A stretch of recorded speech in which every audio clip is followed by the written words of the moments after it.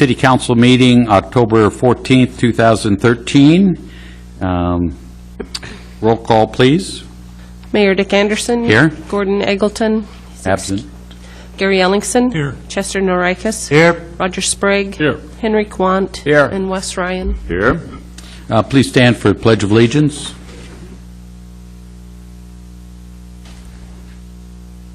Allegiance to the flag of the States of America, for which it stands, one nation, indivisible, with liberty and Wherever Joe Delabelle is. Say this. All right. First order of business this evening, and thank you for joining us, even though it's been so nice out there today, and I understand the rest of the week, is comments from citizens, comments from citizens present on agenda, non-agenda items. This is an opportunity for members of the audience to bring to the council's attention any item not listed on the agenda for public hearing or public comment. Comments are limited to 5 minutes per citizen, and the city recorder will use the light system. Speakers may not be, will not yield their time to others, and as a general rule, this is not a time to exchange of questions. At the conclusion of this agenda item, a councilor may discuss or raise questions regarding an item presented by a citizen. And we have Jerry Warner.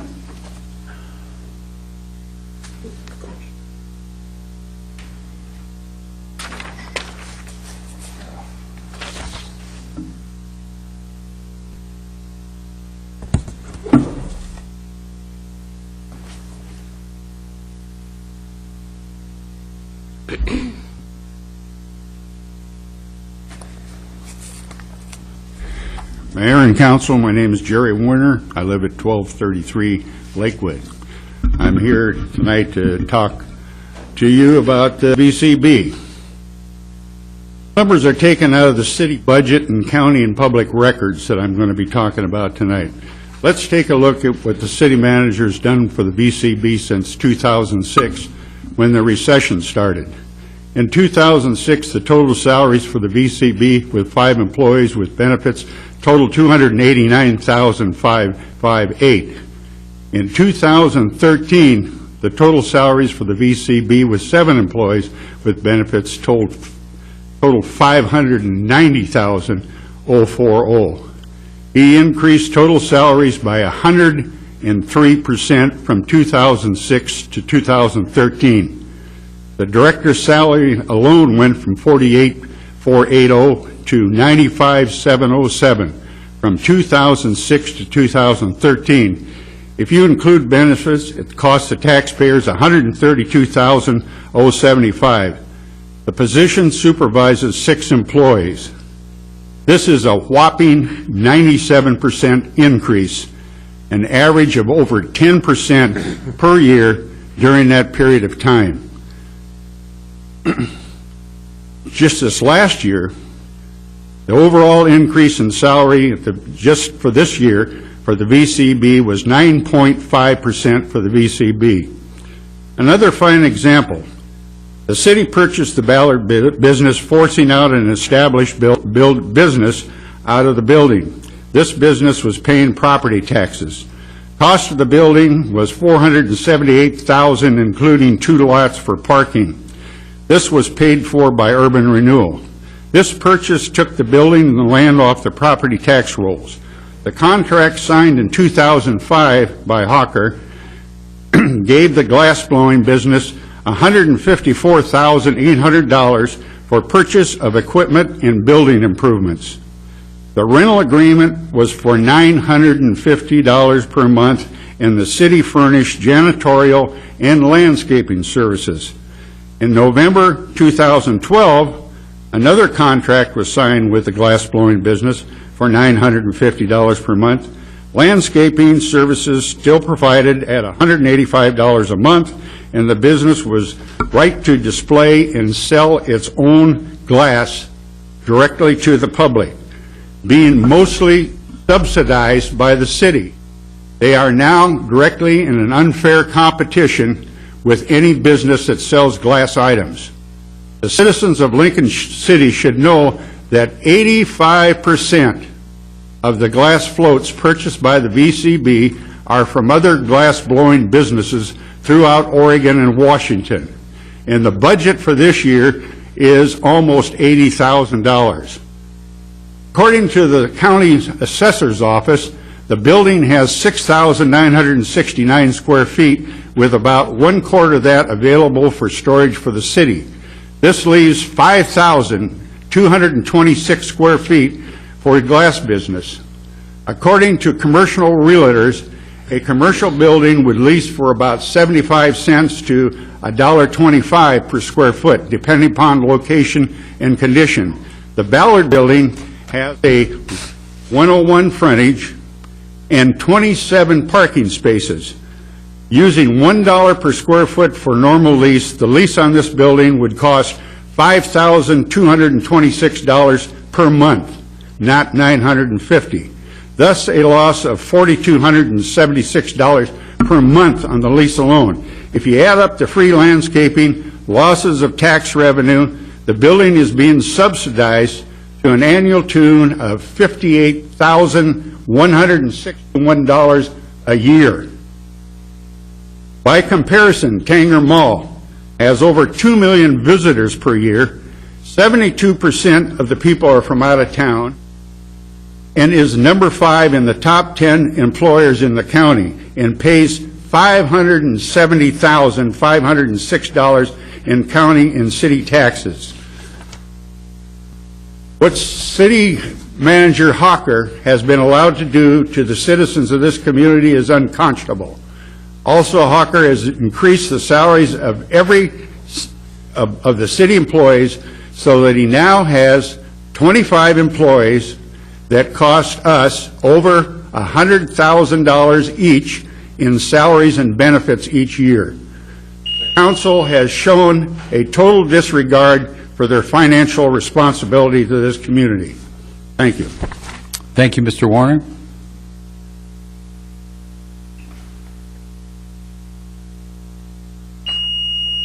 Joan Chambers.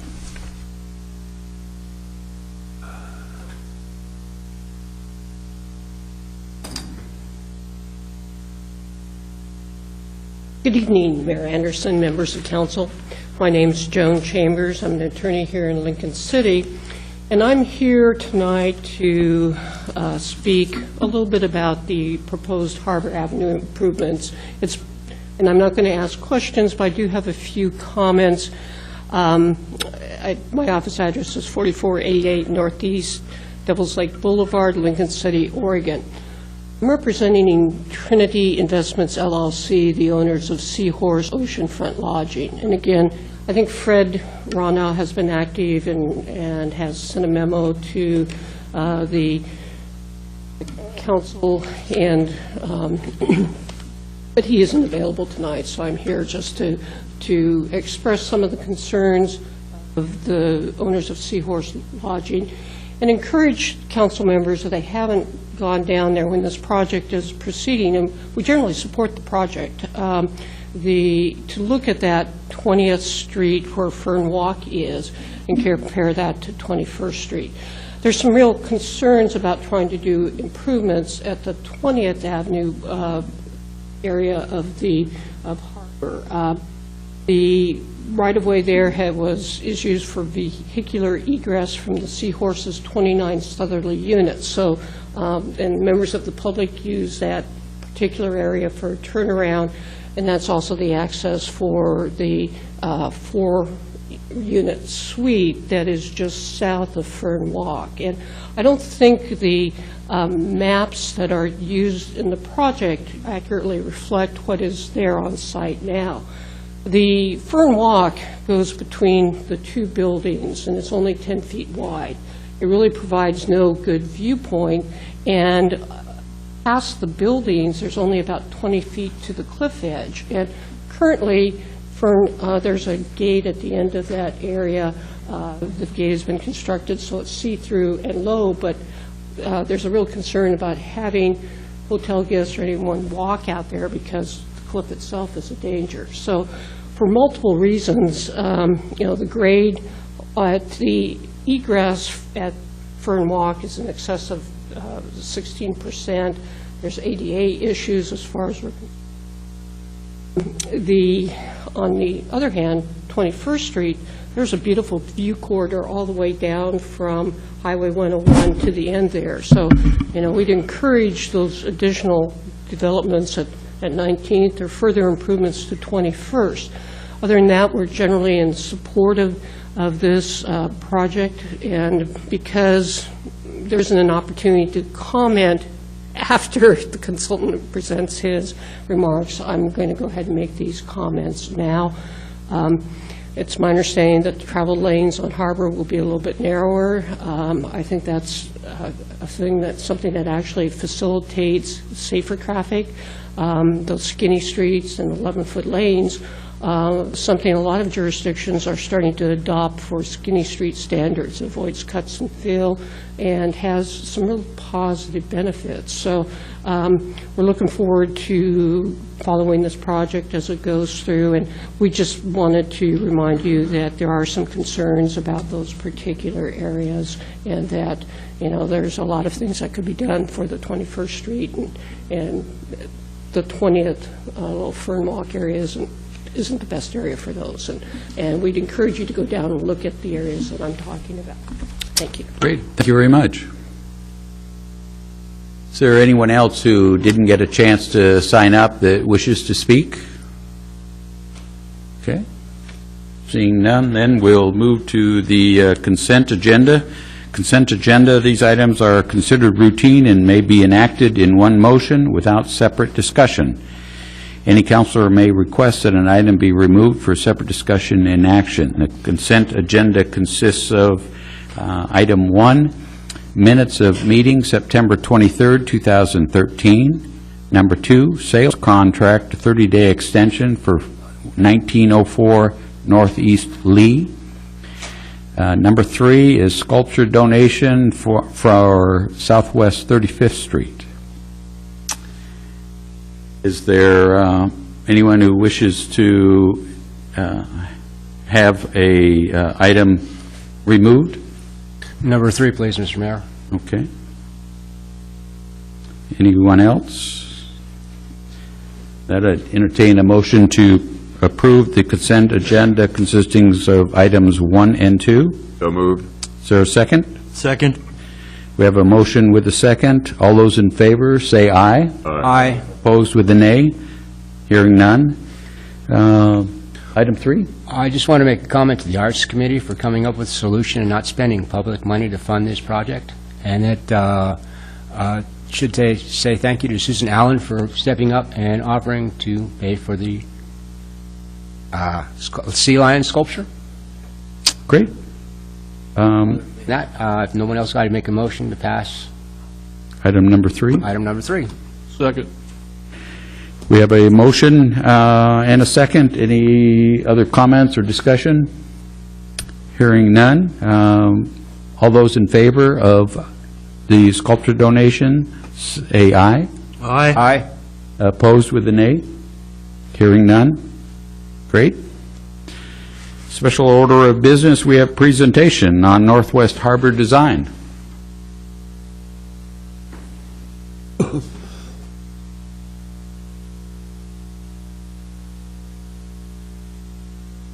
Good evening.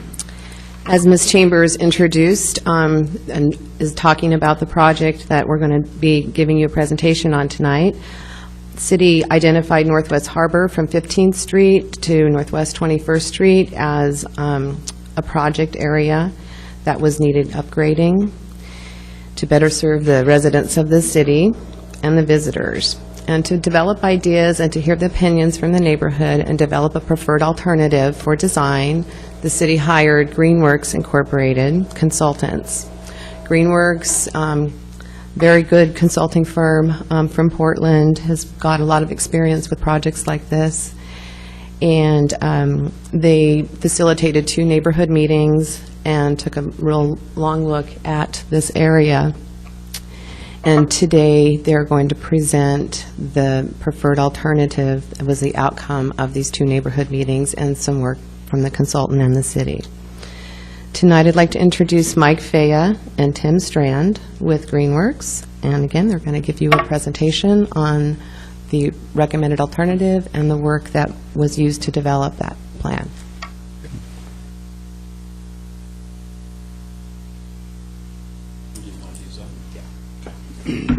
Welcome, gentlemen. Thank you for coming. Thank you. Thank you, Mayor. Thank you, Council.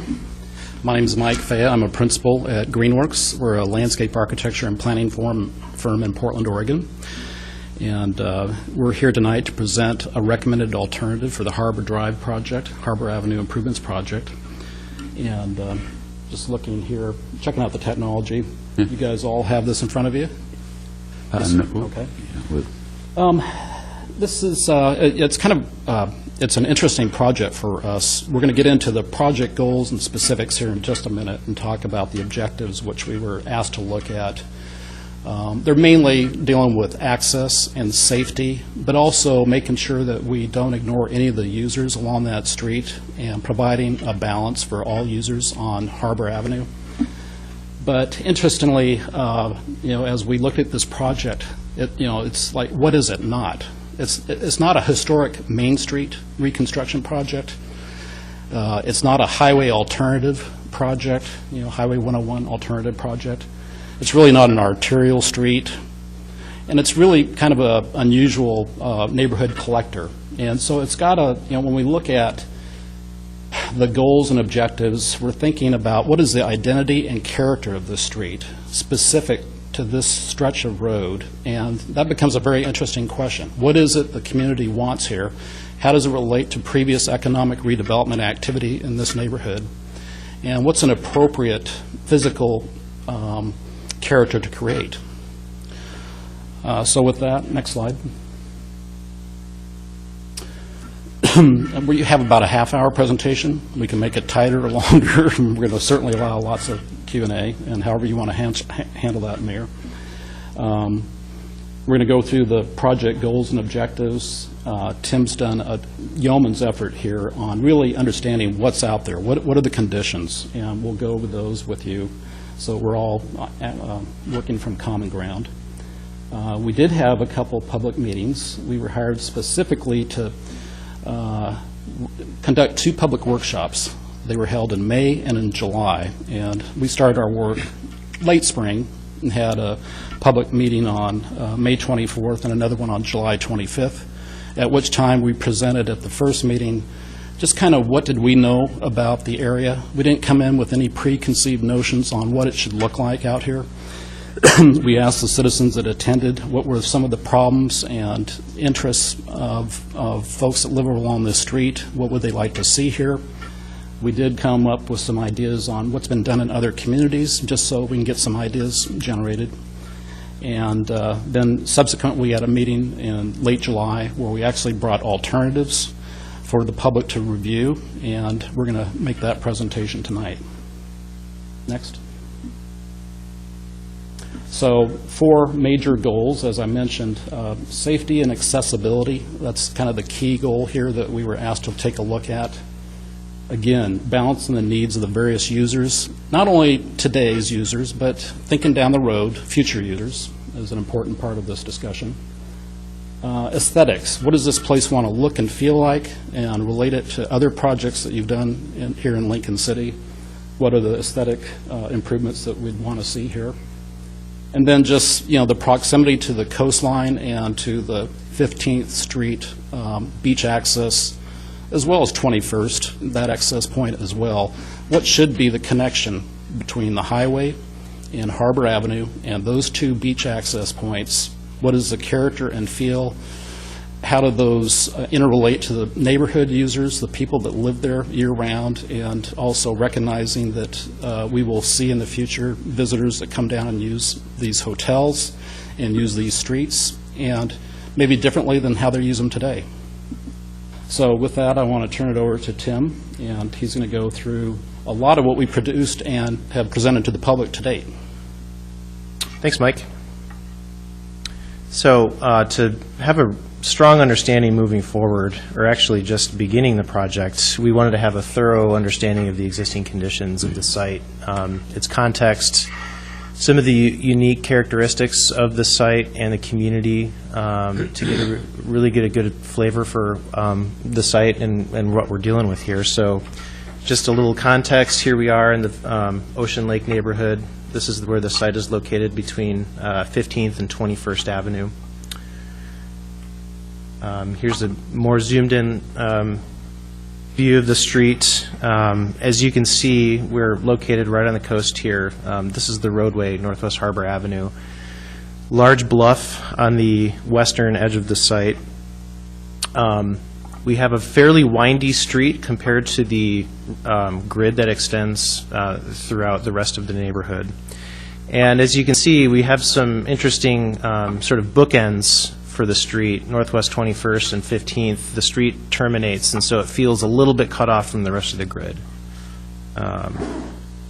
In terms of land use, we've got primarily residential along the east edge of the street, and primarily tourist hotel uses along the west end. There are some residential uses and some properties over here on the west side.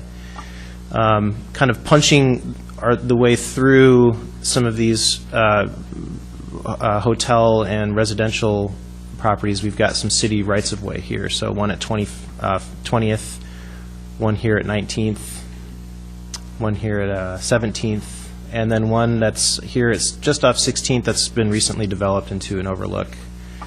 And then, of course, we have these two beach access points at 15th, the steep roadway down here to the beach, and then over here at 21st, this small parking area with kind of a winding staircase down to the beach.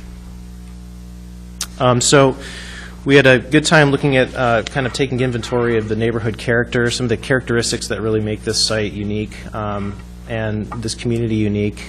Cultural, we looked at, it's very lively. There's the Kite Festival, very avid biking scene. There's a commitment to the arts here, which is nice to see. Architecturally, we've got sort of this cottage-style bungalow style of development in this area, and then this is representative of some of the hotels here along the bluff. Landscape, just dramatic views of the ocean and geologic landforms. Beach access, we've got sort of these nice earthy materials, wood, and native plants and native plantings throughout the landscape. So commitment to natives. And then just in terms of the civic character in the streets, we've got sort of these local neighborhood streets. This is a view looking down 21st with the ocean in the distance. Not super developed. As you can see, there's missing sidewalks here, not really developed curb line.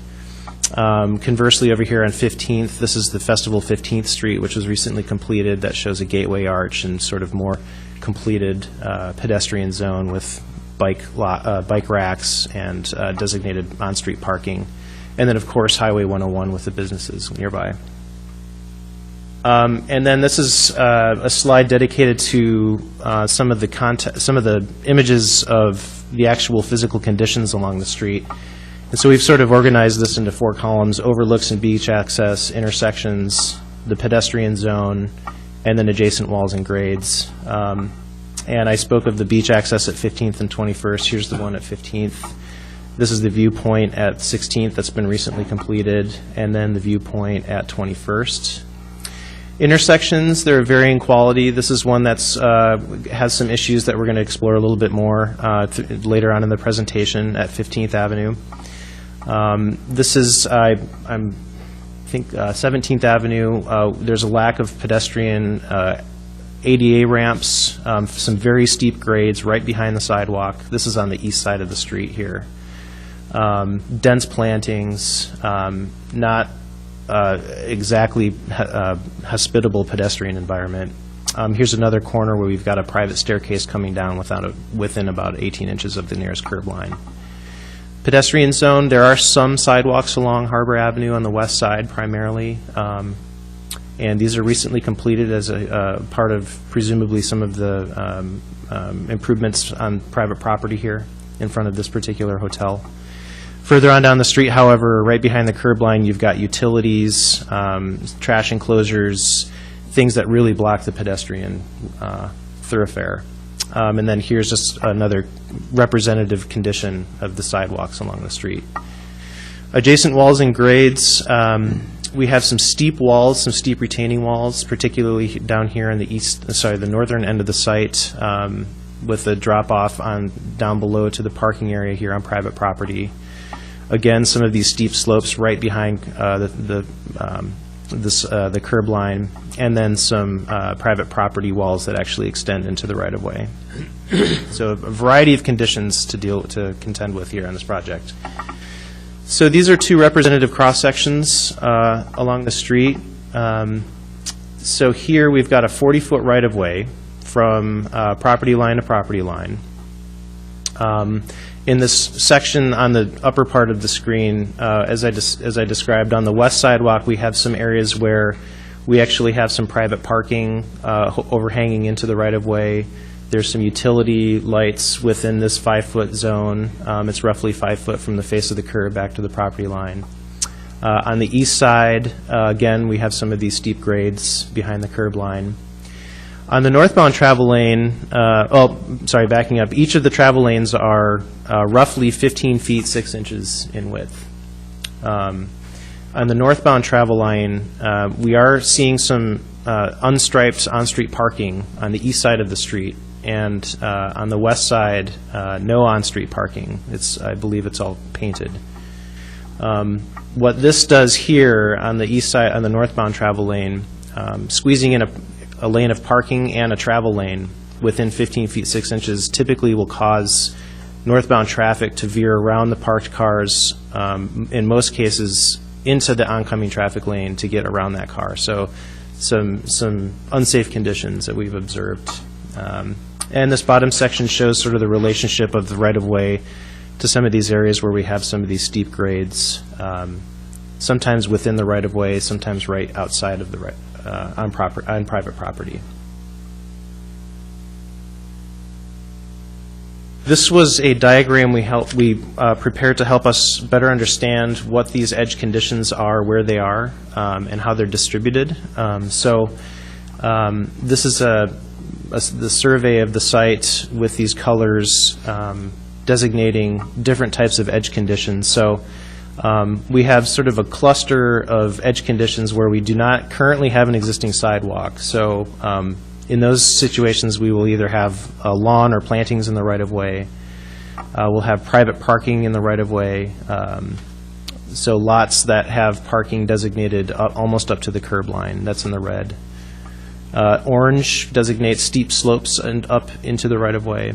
And this pinkish color shows retaining walls in the right-of-way. These two green colors show areas where we do have curb and sidewalk, and so we either have a kind of a curb-tight sidewalk here, or we have plantings between the curb and the sidewalk, and so those are these green areas. So we do have some of these, more developed pedestrian zones along the street, and we want to kind of capitalize on those and further develop those. And then this gray color is basically where we have a driveway or a parking lot.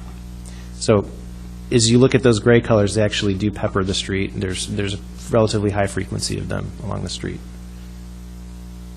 We also did an existing parking analysis so we could really understand where the parking was occurring, what type of parking there is, and generally, without getting into too many specifics in terms of quantities, just generally looking to see where it's distributed. And so these this legend here refers to these large purple areas, which are all private property parking. And so pretty heavy distribution along Harbor Avenue with some larger private parking lots kind of scattered a block or two off the project site. This kind of hatched pink color shows areas where there's on-street parking that are unstriped.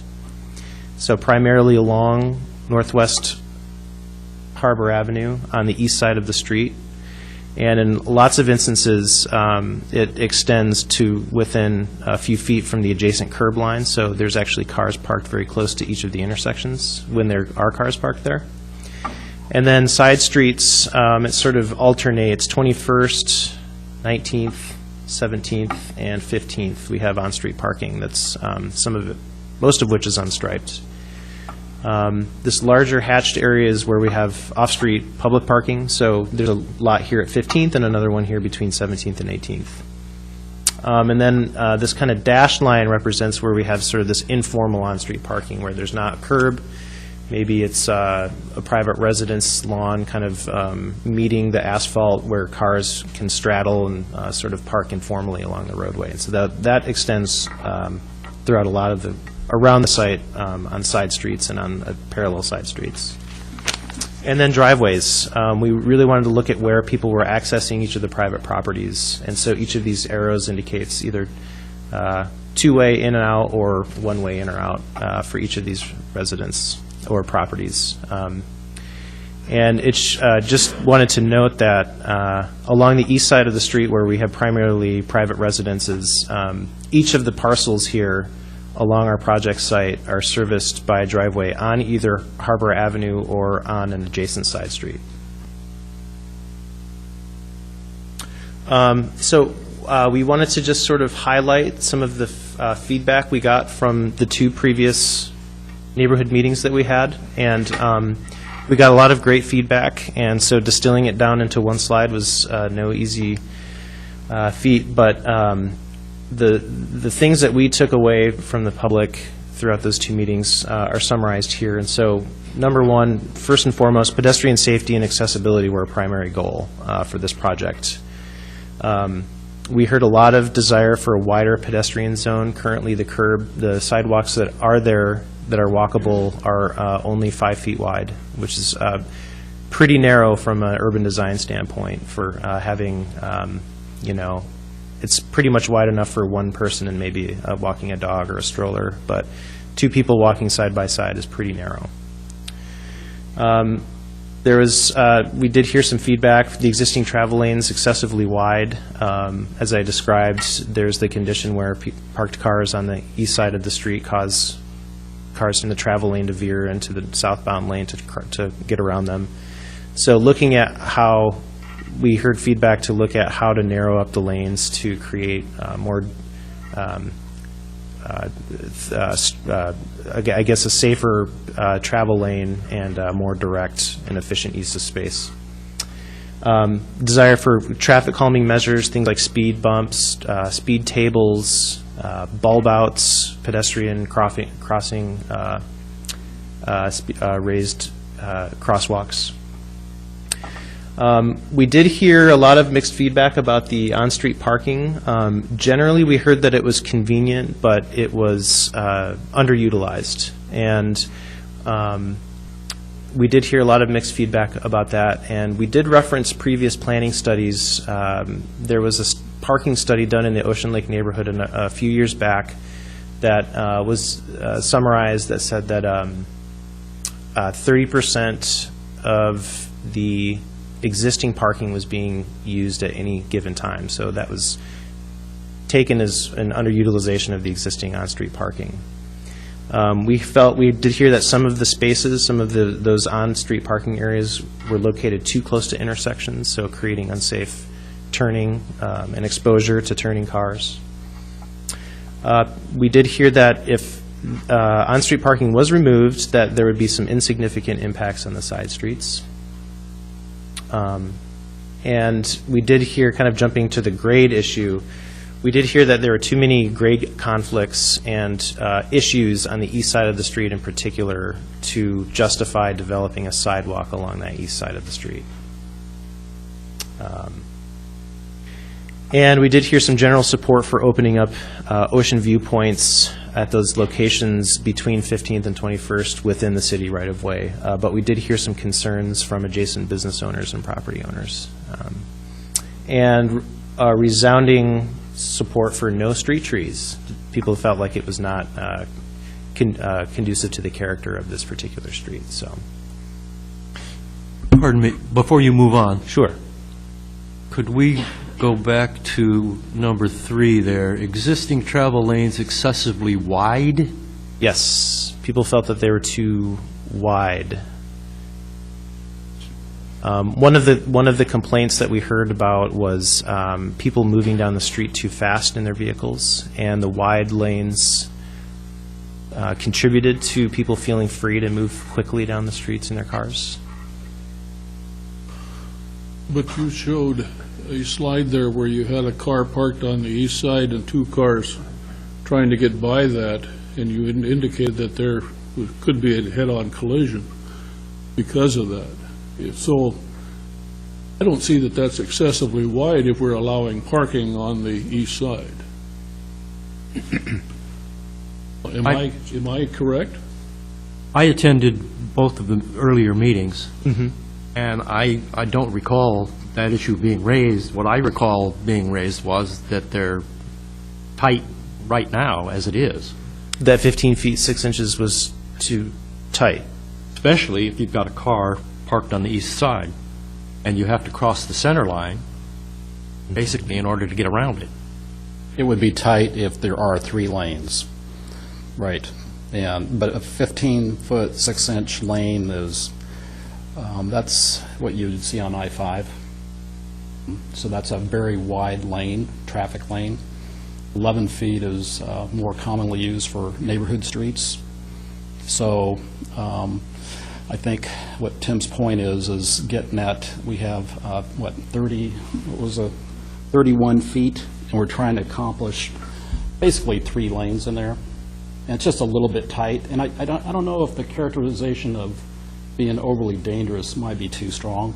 You know, I think most people, when they see parked car and a car coming the other way, they tend to slow down. I think we see more of that out here.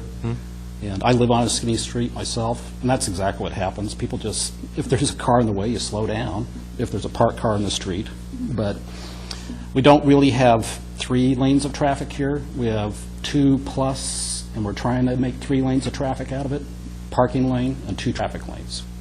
So we don't meet the standard for that. Thank you.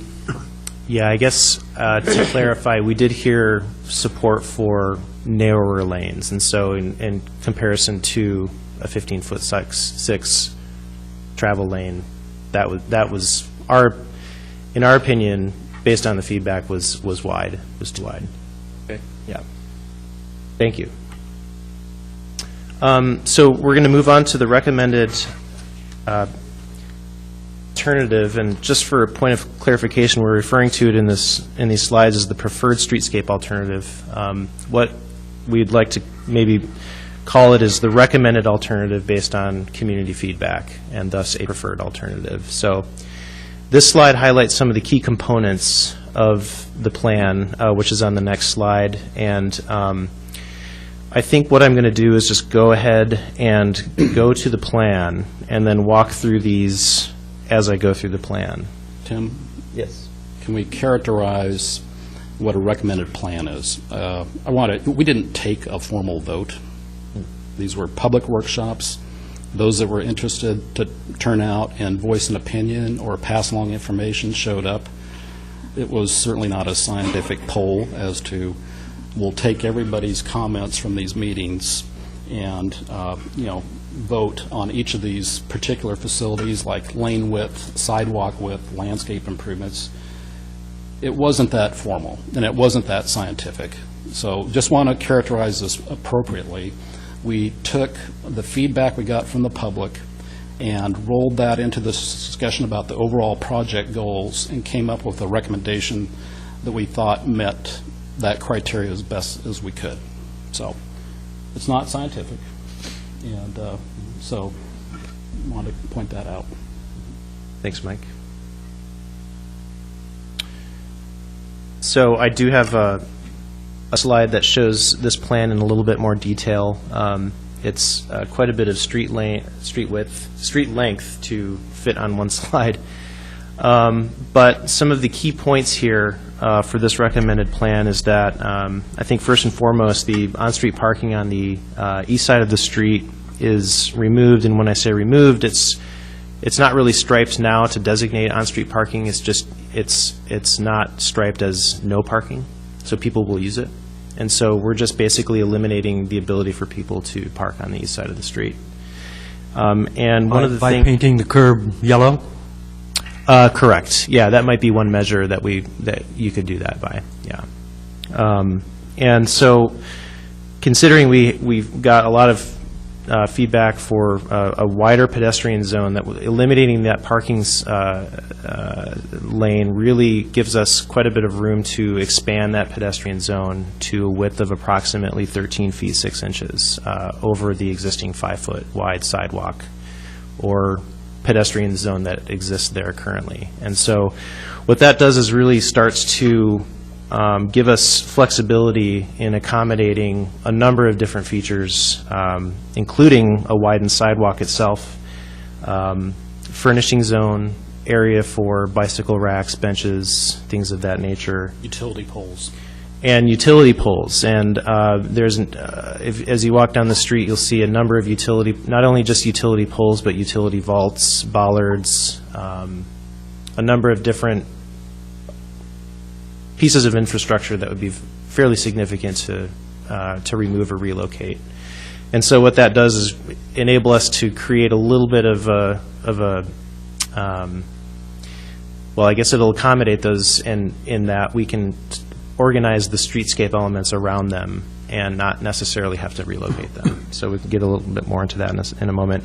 Signage, planting, and one thing of note is curb ramps. So moving towards creating accessible intersections, curb ramps require a certain amount of depth, moving from the curb to the sidewalk to come up in grade and still meet ADA. And so what 13-foot 6-inch pedestrian zone enables us to do so. Currently, a 5-foot wide sidewalk does not properly accommodate a curb ramp, and in some situations requires the sidewalk to actually meander into private property to go around the curb ramp to create a unobstructed thoroughfare. And we have examples of that I can get into. So this plan also shows minimal private property impacts. As I was explaining, we have zones. We have the 13-foot 6-inch pedestrian zone that may not require us to get into private property. I'm going to advance a slide here to show a little bit more detail. So here's the widened pedestrian zone. The areas in green represent some of these areas that I'm talking about. It could be a furnishing zone. It could be a planting area. It could be a place for art, bicycle racks, things of that nature. You also notice that we have the driveway aprons and things that are sloped in that zone. So it really frees up a very straight, designated pedestrian route here. Excuse me. Are we totally in the city right-of-way, or are we getting into private property? This plan on this side of the street shows entirely in the city right-of-way. Okay. Yeah. There are areas on the east side of the street where, just by nature of trying to put in a curb ramp, we might have to encroach a little bit into private property to accommodate a landing.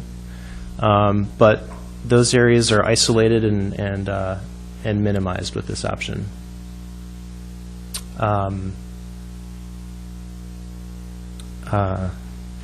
Thanks. One more question, please. Sure. How do you anticipate accommodating a sidewalk down by the Seahorse where the parking lot wall abuts basically the curb? Thanks. That's a great question. We have, you're talking of this wall here? Yes. Yeah, so we were able to squeeze in a 6-foot sidewalk here and then taper the curb line into it to accommodate an 11-foot travel lane here and on each side of the street, and enough of a pedestrian thoroughfare here to kind of squeak by. Thank you. Another thing that I meant to say was 11-foot travel lanes as part of this option. Narrowing them down, we had conversations with the community. Festival 15th, I believe, were 10-foot travel lanes. Some folks thought that was a little too narrow, so we're looking at bumping that up, giving a little bit more room. And it's really kind of a judgment call based on the number of things you're trying to balance with providing a widened pedestrian zone versus traffic safety. So 11 felt like the right number that came out of those meetings. Another thing that came out of the meetings was general support for speed tables, and so we've identified 2 intersections that have speed tables, which are basically raised intersections that preclude the need for ramps, for curb ramps, and it raises the intersection. It creates a kind of a bump in the road, cars slow down. I think we're all pretty familiar with the concept, but they're kind of nodes where we can really articulate the crossings and really create a strong pedestrian presence on the street. So one here at 19th Avenue, or I'm sorry, 19th Street, and another one here at 17th Street. There's a lot of discussion about how speed tables are different than speed bumps. Speed bumps, no one likes a speed bump. Speed tables, just more gentle transition, it does signify an important pedestrian safe crossing. At the same time, you don't get the jolt of a speed bump. They can be designed so that they're not, don't have a huge impact. And another comment that came out of the meetings was designating a specific bicycle lane. People felt that it was an inefficient use of space, and so we're proposing the use of these this lane painting called a sharrow, which basically alerts motorists that bicyclists are using the street. And so that's what these symbols are here. So moving on, we have these 3D views of sort of a representative chunk along the street, if you will.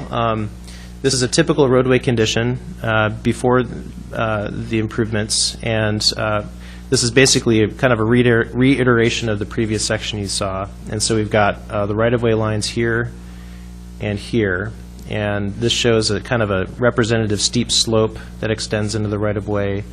Here's just a kind of lawn from a residence in the right-of-way. Curbs. There is existing striping along the street. On the other side, we've got curbs, driveway cut.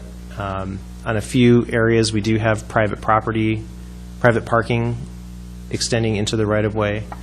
We've got utilities, so fire hydrant, utility poles. And so as we move to the next slide, it shows an overlay of what we're representing, what we're proposing in our recommended alternative. I have another question, excuse me, before you move. Mm-hmm.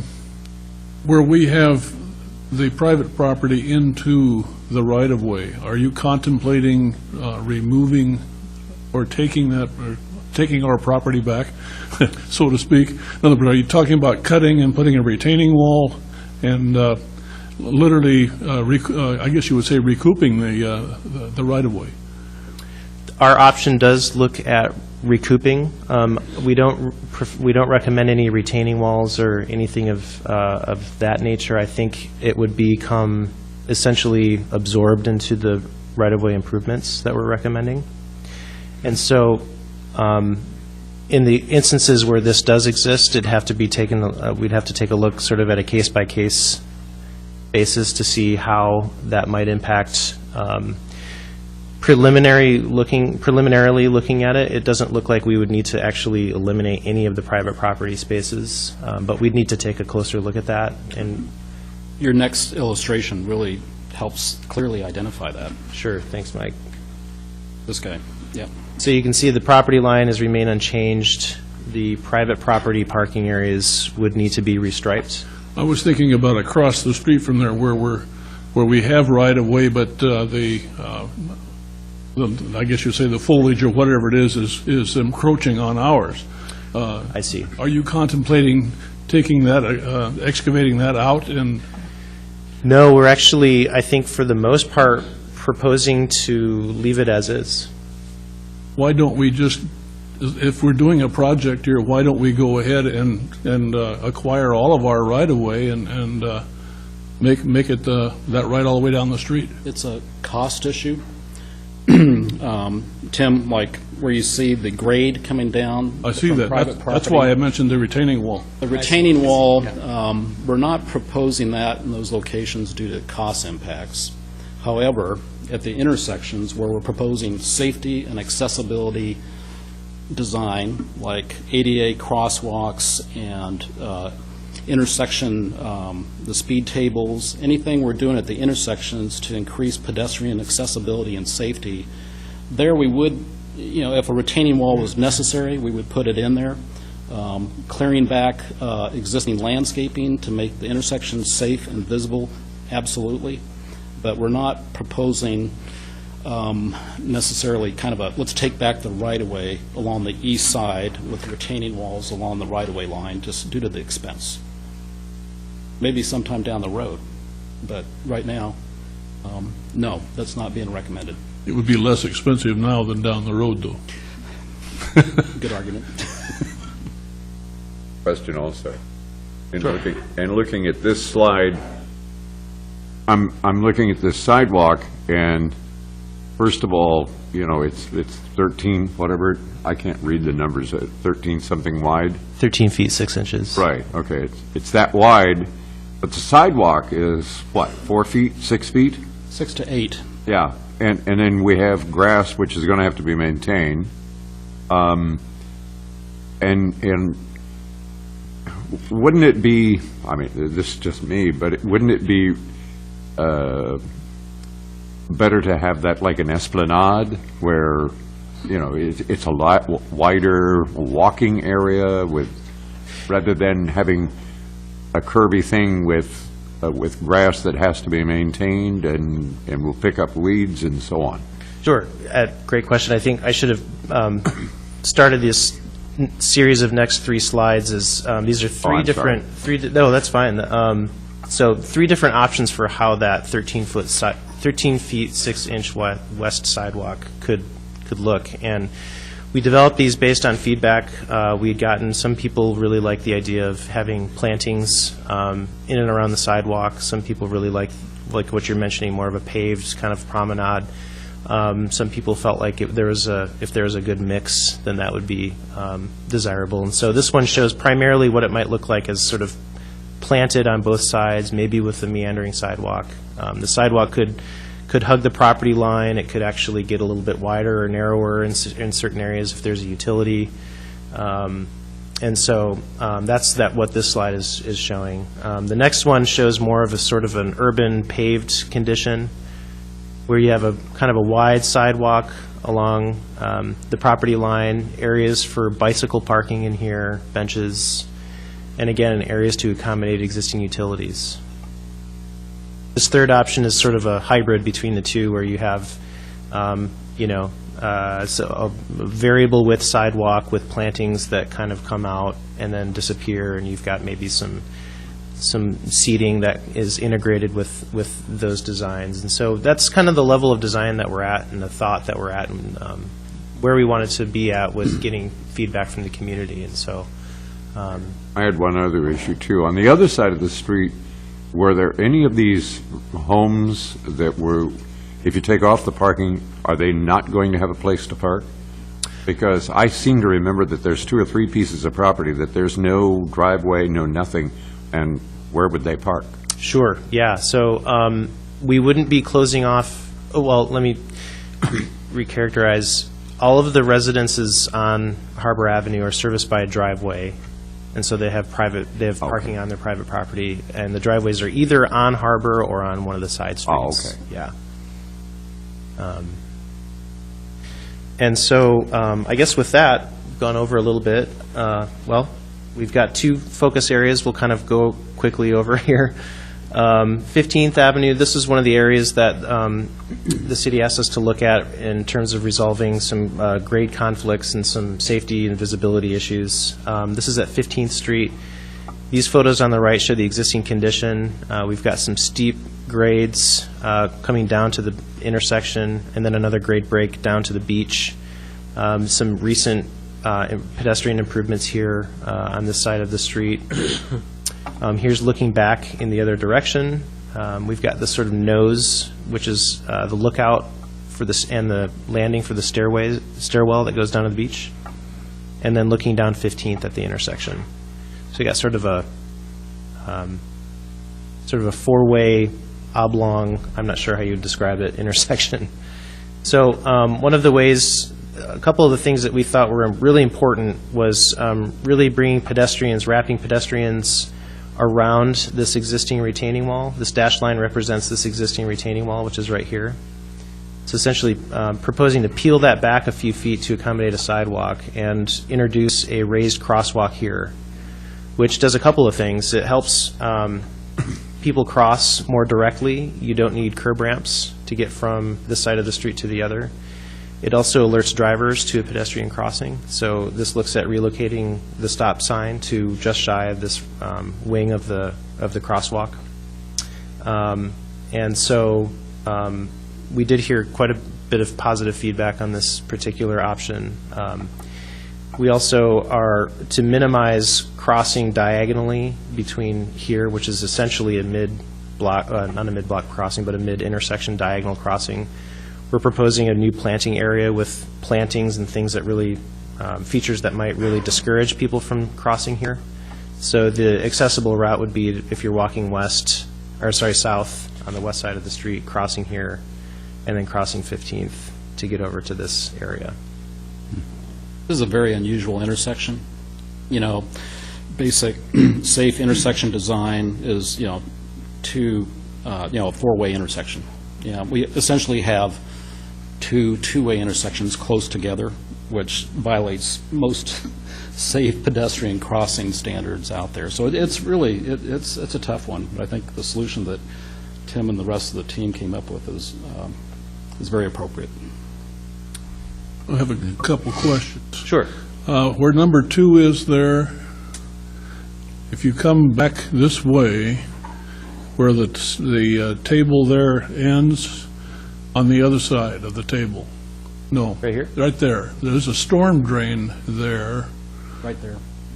Yep, this guy right here. And, no, it's on the beach side. That is the beach side. On the picture. That's the one right there, yes. I was looking over here on that, I don't know if there's any way to make that a smooth transition from that table down into that, but there has to be a certain amount of drop there in order to accommodate the stormwater. The water. And that's a dangerous situation, and it's a very narrow area there as well. And a lot of people, a lot of locals use Harbor Avenue. You say it's not an arterial, but quite frankly, it is an arterial. It's the only option to 101. So I think we need to be a little considerate of that kind of traffic as well. But that whole intersection there also creates a problem for people walking down where, on the right side of your thing in number 2 there, right where the storm drain is, and then Bollard is there. People walk out into the street to get down to the beach. And so I think that would need to be changed a little bit there so that the access to the beach sidewalk is easier accessed. To this sidewalk here. Well, even on the other side, is that what you're mentioning? On the south side of the place going, the street going down to the beach. That's where the existing sidewalk and staircase Yeah, is? people walk around that to get to that sidewalk a lot. So I think it's really, really important to do that. Okay. Thank you. One more component of this would be to, we observed some turning movements of vehicles the last time we were out on site, and we saw a car coming out of the beach access road and try to take a right. Oh, my gosh. And it was kind of a 5-point turn kind of thing. Seven to get back up this way.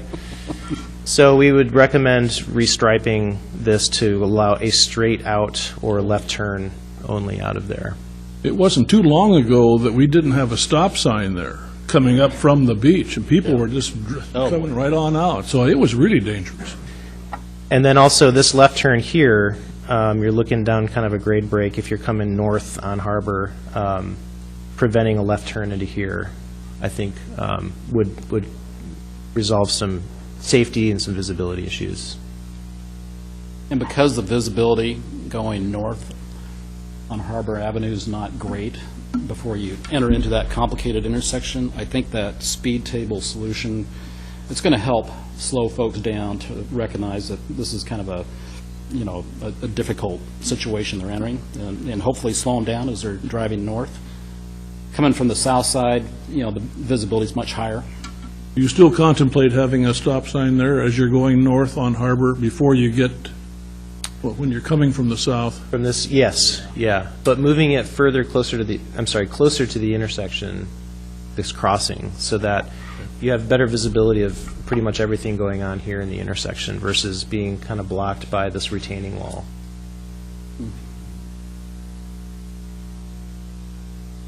So, thanks. Moving on to our next focus area, our last slide, 21st Street beach access. This is a view looking at the existing parking condition. Right now, it's a lot of asphalt, a lot of paving. There's really nothing wrong with it, but we thought we might propose some amenities to make it feel a little bit more like a place, and maybe a visual anchor from 101. Right now, the view from 101 is you get a pretty good view of the ocean looking down 21st.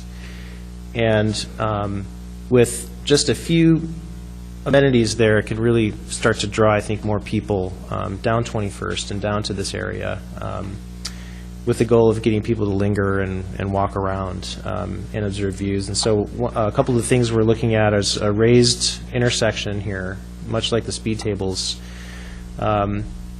with maybe a paving pattern that's integrated with the paving in the pedestrian areas to make it feel like maybe a plaza. This helps resolve a few grade issues with some of these private driveways. I think this is a pretty steep existing driveway access in here to the Seahorse. Likewise here. And so this would bring that street grade up and help resolve some of those grade issues. Maintaining pedestrian access, of course, without closing down the functionality of these parking areas for the for the Seahorse itself. We had a comment that said that whatever plantings, if we do plantings in here, they don't block from that view from 101 of the ocean. What kind of parking would you have in that area number 3 there then? Basically replacing what's there. I believe there are 4 spots there, and so we would essentially preserve what's there now. Okay. Have you given any thought to that as an alternative thought to maybe only handicap parking? And I raise that only because it appears like you're inviting pedestrian traffic, that whole harbor now. You've moved parking east, which is fine. And I mean, my experience is the cars that go in there now clog it up. It then doesn't become inviting. It looks like a wayside rather than a viewing place. And actually it creates, for me, safety hazards with cars coming out, i.e. not stopping as cars coming west on 21st make the turn. And I'm just wondering if, again, for handicap purposes, maybe have a couple or whatever, but encourage people to, with benches and other stuff more attractive. No, that's great. I think that's, a good idea. The other is, the question was asked earlier, but now that you're back to this slide, on the, with the Seahorse and the right-of-way on the, that left-hand, that section there, no, where the parking is, and you're putting in a sidewalk. Now, did I understand that you wouldn't be moving that retaining wall, so you'd creep out into the old roadway? Help me just philosophically, and that's nice, and I understand the expense. Is it because it's a retaining wall now, and it'd be expensive to move it west, versus there's another commercial called the Coho down at the other end that you just butted over into, taking back the right-of-way? So I'm assuming this could probably be a negotiated item with the Seahorse. If we don't take back the right-of-way to some kind of trade-off, is that the difference? the thinking? I think the difference between the coho and the seahorse is the coho were not required to do any retaining walls. Right. Yeah, their grades were not. But both, I look at it, both of them are infringing on the right-of-way. Yes. Yeah. So how do you excuse one and not the other? Right. And Yeah. I'm trying to have you I think answer my... in this particular case, it was just driven The by ex- the grade and the and the wall expense, existing, yeah. and the expense of that, and the complexity and kind of the ripple effects that might create. So I think that's a really good point, though, because I think the wall does end, a few feet shy of this line here, and so there might be a way to kind of capitalize on that and bring that right-of-way back into the right-of-way. Well, Tim, tell us, what are the pedestrian improvements? How does it meet the goals of the project in front of the seahorse as is drawn up there now? We have our standard 11-foot traffic lanes on both sides, and then what are we looking at in terms of sidewalk improvements between the retaining wall and the new curb line? Gentlemen, excuse me.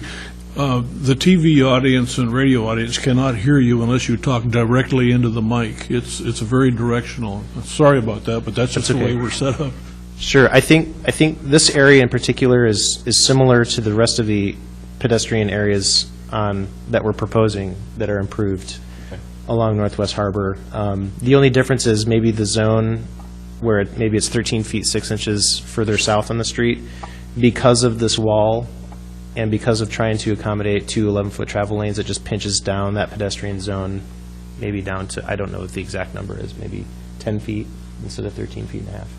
But overall, it maintains the integrity of this design, which is a very simple, very straightforward design that's sort of very cohesive along the street. It's to create a very unified streetscape. Thanks. Great. So with that, I know we've been answering questions and having a conversation. If you have any other further questions. I have another, actually, it's more of a point or whatever. At both 21st and at 15th, you have people on the west side crossing to the east side to cross to either the north or the south.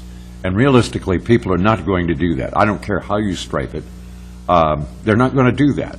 They're going to walk right across the street and trample through at 21st. They're going to trample through the brush there to get wherever they're going. And on the south side, they're going to skip around the cars and whatever, or at 15th, they're going to skip across 15th, dodging cars and whatever. So I find it hard to justify going through this exercise of trying to move people in a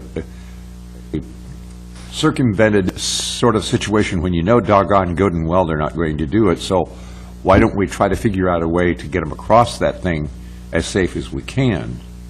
I mean, I live at the north end of town, and we have a traffic signal that takes people north of that intersection to cross over to the south side of Highway 101, and people come up to the east side of it, and they'll cross anyway, you know. And I see this happening everywhere you have one of these roundabout things to get there.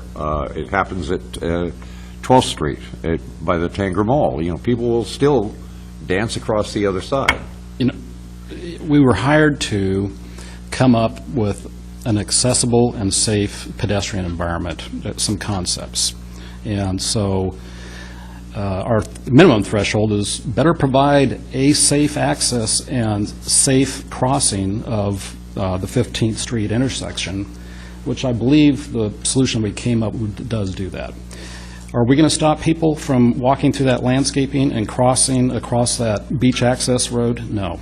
And, you know, it's just the complexity of the topography, the right-of-way room that we have. It's very narrow.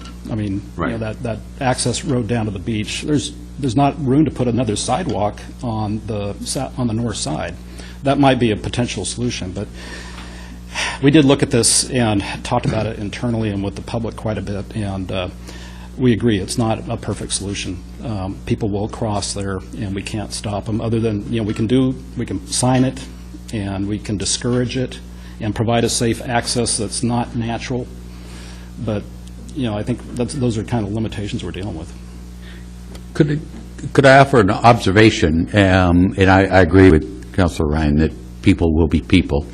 But if I'm reading the recommendations on this plan, you've removed all parking on Harbor, on that section, which, in my opinion, has created a lot of the pedestrian traffic. People park on the east side, get out of the car, move to the west side, and make the jump. Now, by removing all parking, we've moved all the cars further east, and now they would come down 15th or 17th, or one of the ones where we drive them to park, which forces them across the street anyway. And it's still, as Councilor Ryan is pointing out, and I agree, that when they hit that choice, they're not going to do a roundabout, but it's there. And I guess I'm just envisioning a lot less of people walking in the street that I've seen in the past, because they're parking in the street, get out and just mosey down the street, and that's a plus. The other signage and even enforcement, police just hanging around for a while, but people will be people. But I guess the question that leaves me is, I know you were driving on Harbor, but now you've removed parking, you've talked about 30% usage of existing parking in the area. Is there any kind of recommendations or obvious to where to drive them to, or signage, or how do you get people who are lazy anyway? And that's what we're combating. But quite frankly, I'd love to have people parking up 15th Street and have to walk down 15th Street, because that provides opportunities for businesses in there to grab them on the way. Those are some of the ideas that we've been talking about internally and with the staff here, providing signage to the parking on 15th and 17th, and promoting walking from those public parking areas. Okay, good. Other thoughts, comments, observations? I've got a note, and I think you've answered them along the way, but I'm thinking of bike pedestrian plan that when I attended the first open house, you at least made note that you knew it existed, so thank you. I see a wider sidewalk, which takes for pedestrians. I see shared signage that helps the bikes on the way. Could you share with us, do you recall where this fits in the bike pedestrian plan? Is this a high fix area for the plan, or so far down the list that? Yeah, it's there was a near-term plan and a long-term plan in that transportation system plan, and this was identified as a near-term improvement for bicycle and pedestrian facilities. So this is part of that network, that improved network, which was this segment. Did it specify the type of bike improvements here? No, just Recognize a route, basically. Yeah. Because, again, Councilor Sprague made the comment, and I wrote down that, your comment, not a highway 101 alternative. It's an alternative. I mean, we know. Yeah. And I guess then narrowing down, you're really not narrowing down the pavement. Well, you are, because you are narrowing down the pavement by some feet, but you're removing the parking, which today makes it feel even narrower when there's a car parked trying to get two lanes by. Is that, I mean, I can tell you how it feels when I try to go around somebody who's parked. And that's better than restriping and put the stripe west, so you have parking on the road on the east side. You'd give up the pedestrian and the bike opportunities. Right, yeah. Okay. And we did look at preserving parking as an option, as one of the two alternatives at the second neighborhood meeting. And what we found was the sidewalk on the west side of the street would remain a 5-foot sidewalk. We're very narrowed right now by the right-of-way width. So there wasn't a lot of benefits from the pedestrian realm on that west side if parking was preserved. In fact, it would, we found that it would require, because we're putting in a lot of new curb ramps and ADA ramps, it would require a lot of meandering of the sidewalk on a private property, and a very like roller coaster-like effect of the sidewalk. Well, you captured me when you said 30% utilization of existing parking, Right. so. Excuse me. I think it was mentioned that there's no parking on the west side of Harbor, but there is, or there has been, and they're usually, it's not unusual to find a car or a pickup or something parked over there on the west side. And that really is compounded when you've got somebody on the east side and the west side both parked. Oh, boy. Cars going both ways, so it would take, I would think it would take some signage to make sure that we don't have any parking on the east side, and we should also have that same signage, I think, on the west side, just to make sure that we're not creating another safety hazard with the cars parked. Yeah. Thank you. So, any other questions, or, I've got, okay? Henry? going back to landscaping again, I live down the block from there and things like this. What kind of landscaping were you envisioning here, just out of curiosity? Because living here at the beach, and I live, like I say, I live down the other end, like 26th and 27th Street, and they did some, basically made the turnout down there in 26th, they put a restroom in and things like this, and there's supposed to be landscaping in front of this restroom we've got, right?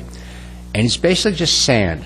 Everything they've planned there, the city comes by and plans, and I'm looking forward to our, Parks Department and things like this has to maintain this stuff.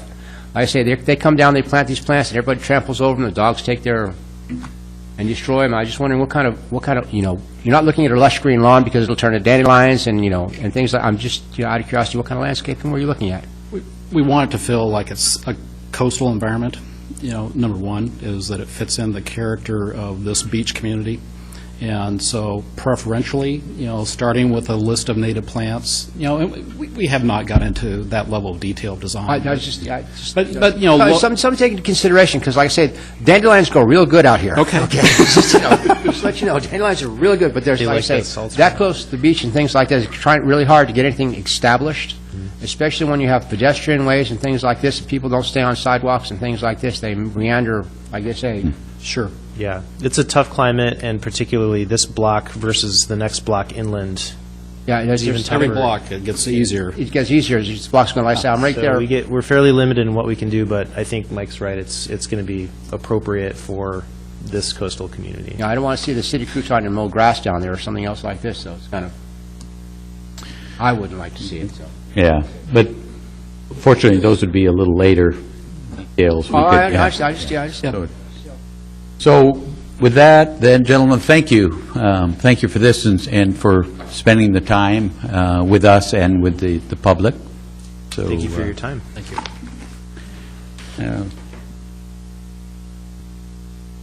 So Stephanie, you seem to want us to move ahead, if I read this correctly.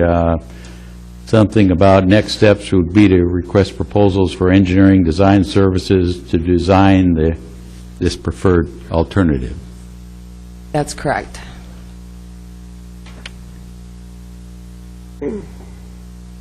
Yes, we're asking that you allow us to go forward with a request for proposals for the design. Is there, is this time sensitive? Just, Not particularly, not particularly. I guess, part of me, and I just don't know how much the public, I appreciate we've had the boards out in the hallway and, the alternatives. I'm just, perhaps the press would be running a story or so this next week, and just to give a 2-week kind of time frame to see if we hear from citizens. Sure. because I like plan and would be ready, but I'd like to, if it's all right, maybe wait for next meeting and give that if it's not going to foul up some timing. Or That would be fine. Council, are you all right to weigh in and ask the citizens, or wait to hear, and maybe there'll be some stories I think that we would should- encourage them? We should hear more. Okay. So to me, there's no work that needs to be done other than listening at this point. Council, all right with that? Okay. Let's do that, not to delay, but I'd like some feedback. With that, then, why don't we go into the wastewater treatment plan? Report? Okay, so Joe Whistler, the wastewater treatment plant supervisor, and I are here to give you a final update, final report on our completed project, which is the phases 1A and 1B of the wastewater treatment plant upgrade. In April, well, I'm just going to go through the history here. Back in 2004, the voters approved a bond measure for design and construction of treatment plant improvements. The years 2004 and 2009, the city designed and constructed Phase 1A, and that was very successful. We had change orders totaling less than 1% of the contract award. Now we're here at the completion of Phase 1B. Did take us 3 years, but we are complete with that, and our change orders totaled actually it was 0.6% of the contract award amount. Going over the costs, when we first brought you Phase 1B, the construction approval, also we showed the additional costs that were going to be part of the contract, not so much as part of the construction contract, but additional cost to the city to complete the work. And so what I wanted to do was show the numbers on the left column, what we estimated, what the actual costs were, and the difference. The bottom line is the construction bid award was, we had change orders totaling $36,857.52 out of $6.7 million. Some of the other items, we had some that were more than estimated and some that were less than estimated. Now, because these were estimated costs, it isn't like we incurred those expenses, but when you compare our estimates with our actuals, the project ended up, Phase 1B of the project ended up to be $5,146 less than we budgeted for.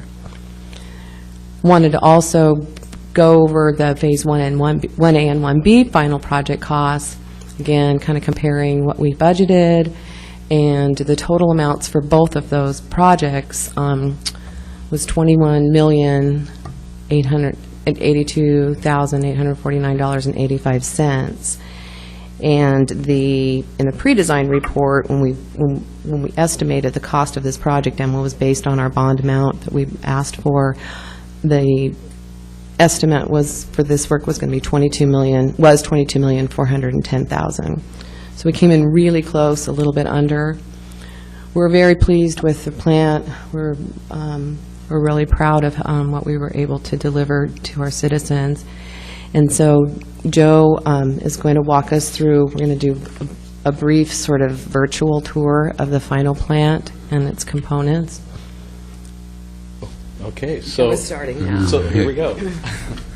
So we're at the Headworks area. This is the alkalinity tank. That's a new addition we haven't had before. It's to increase the pH and alkalinity in the treatment plant. It helps the process. Joe, could you, you either pull that, It helps the process work a lot better. The microorganisms like the higher alkalinity and the magnesium that's supplied.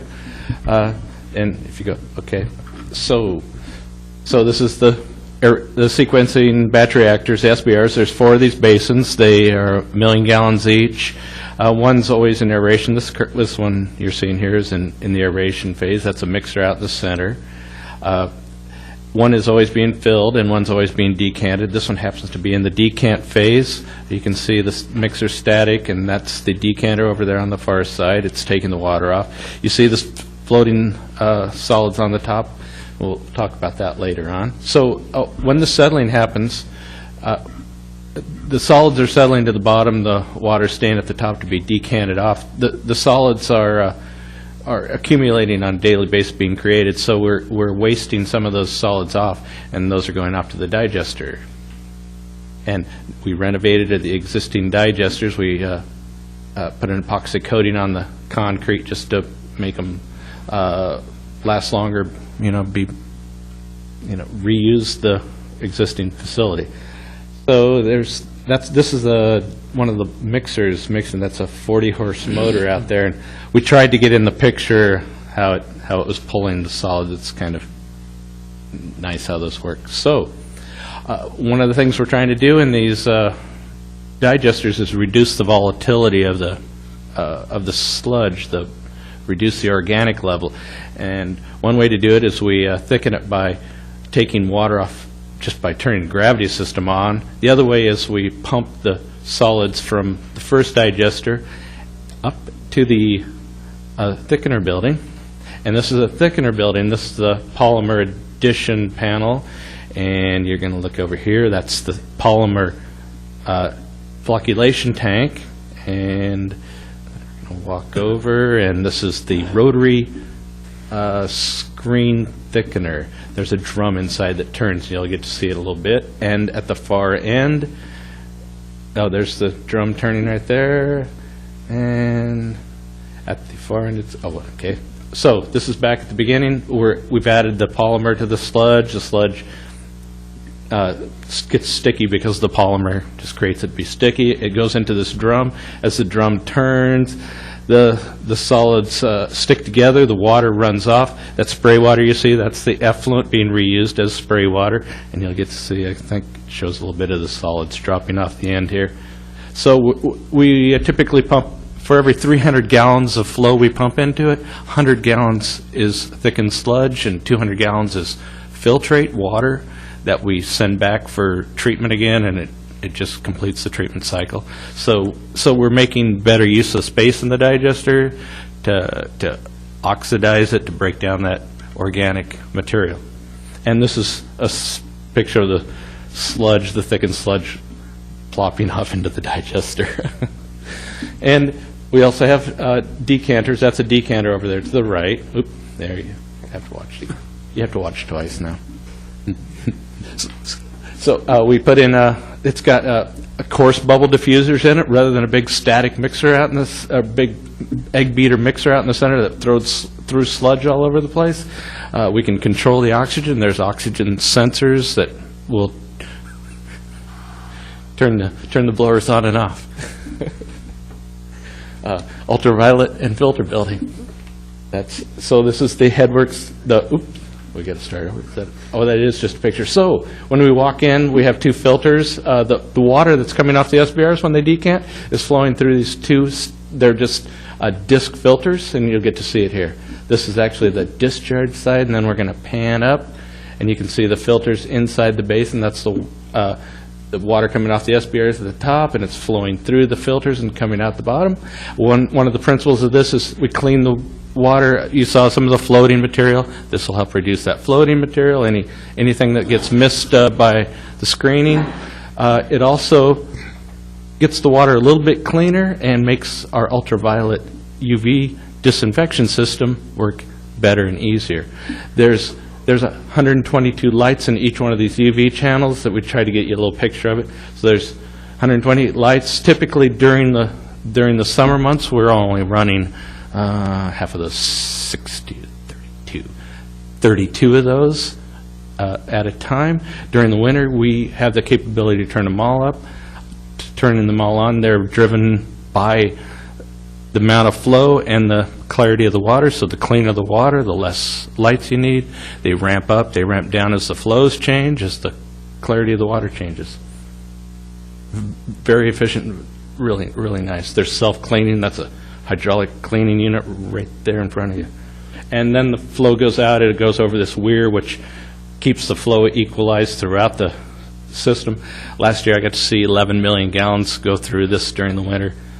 It's beautiful. It worked very nice. This is the flow going out of the building, and that's the partial flume where it measures the effluent flow, and that helps control those UV lamps. And this is, we tried to get a picture of it going over the side, and it's really hard to see how clean that water is, but it's really nice. And then, the sludge, when we finish in the digestion, we have 2 storage lagoons, and we fill 1 lagoon a year with sludge, and it sets for a year. We test it and make sure it meets the classification of Class B biosolids before we land apply it as a fertilizer. And I think this is an overview. This is an overview of the whole treatment plant. There aren't any clarifiers out there anymore. They're gone. And that is your quick view of the wastewater plant. It's quite a view, thank you. And I guess what I want to know is, why is it you always invite council for tours when it's raining, and yet you bring, we could have sat here and watched this We could have. in the comfort of our, chambers, but because there's something lost, I got to tell you, having taken tour with you a couple of times, it's like a sporting event. It's fun to be there, but the pictures are great, and, thank you. Joe, the one question, when you went to the UV slides, Correct. is that where the chlorine used to be integrated into the system? So the UV lights are accomplishing what chlorine used to do? Correct. And before we added the chlorine gas, and then we added a sulfur dioxide to remove that chlorine. Yeah. So it's a two-step chemical process. Is it, and again, for the public's benefit, this is a very futuristic, state-of-the-art type handling of sewage, if that's correct. But I'm impressed with the water savings, how that has just dropped, as well as the lack of chemicals that have come through town as a result of this. So very efficient operation. We can't tell the water coming out of the garden hose. We can't tell the difference. Mr. Mayor, Yes. how does the water that leaves the plant compare to potable water? To potable water. Well, most people don't want to drink it, so we invite everybody to, if they want to, but there would still be some nutrients in it that would need to be removed. A lot of places do that, actually put a water treatment plant on the back side to get it to that cleanliness. It's still astigmatism, though, for people. Does the movement of the water from the plant down out under Schooner Creek Bridge, does that movement help clarify that water? Well, it's very clean right now. We're putting out, a lot of times we're putting out less than 1 NTU. That's very clean water. The old drinking water standards used to be 1 NTU, just to let you know, and we're almost meeting. We might be able to bottle that, put a nice label on it, and, there you go. And you can water your lawn with it. Water your lawn. There's got to be a use. But you're using it being self-contained, which you... Exactly. That's true. So it cut our water usage way back. it's definitely, it shouldn't be lost that, with this Phase B of, $5,000 off of $7 million, and under, just coming online at that kind of, as we've learned, you start forecasting and budgeting long before you spend anything, and lots of time expenses can arise in the unknowns. So it's terrific, that whole project, bring it online and under budget. So thank you. Other questions or comments? Chester. Very impressive project, very impressive work from Public Works, Joe and his crew. Ace Consulting, I think, was the engineer on the project. Yes, Ace Consulting. Appreciation. Crest Construction. They were a great contractor. The fact that you, Joe, and your crew were able to keep this plant functioning throughout the entire Phase 1 and 2 of this extended, how long has this project been? I don't know, 2005, 5 till 6, 7 years, yeah, 6, 7. 6 or 7 years. Yeah. It was fun. Really well done. Really well done. Thank you all. Thank you very much. You just have to just love how much Joe Whistler loves that plant. Yeah. Yeah, very well. It shows. All right. It's going to be tough to top that one. We have proposed changes to the Lincoln County enterprise zones. Thank you, Mayor. Back in 1999, the county set up a Lincoln County enterprise zone, sort of in the southwestern part of the county. County land plus Newport, Waldport, and Toledo. In 2004, Lincoln City was invited to join that. They expanded the boundaries of the enterprise zone, and we did join it. We designated some land. The zone was renewed in 2010.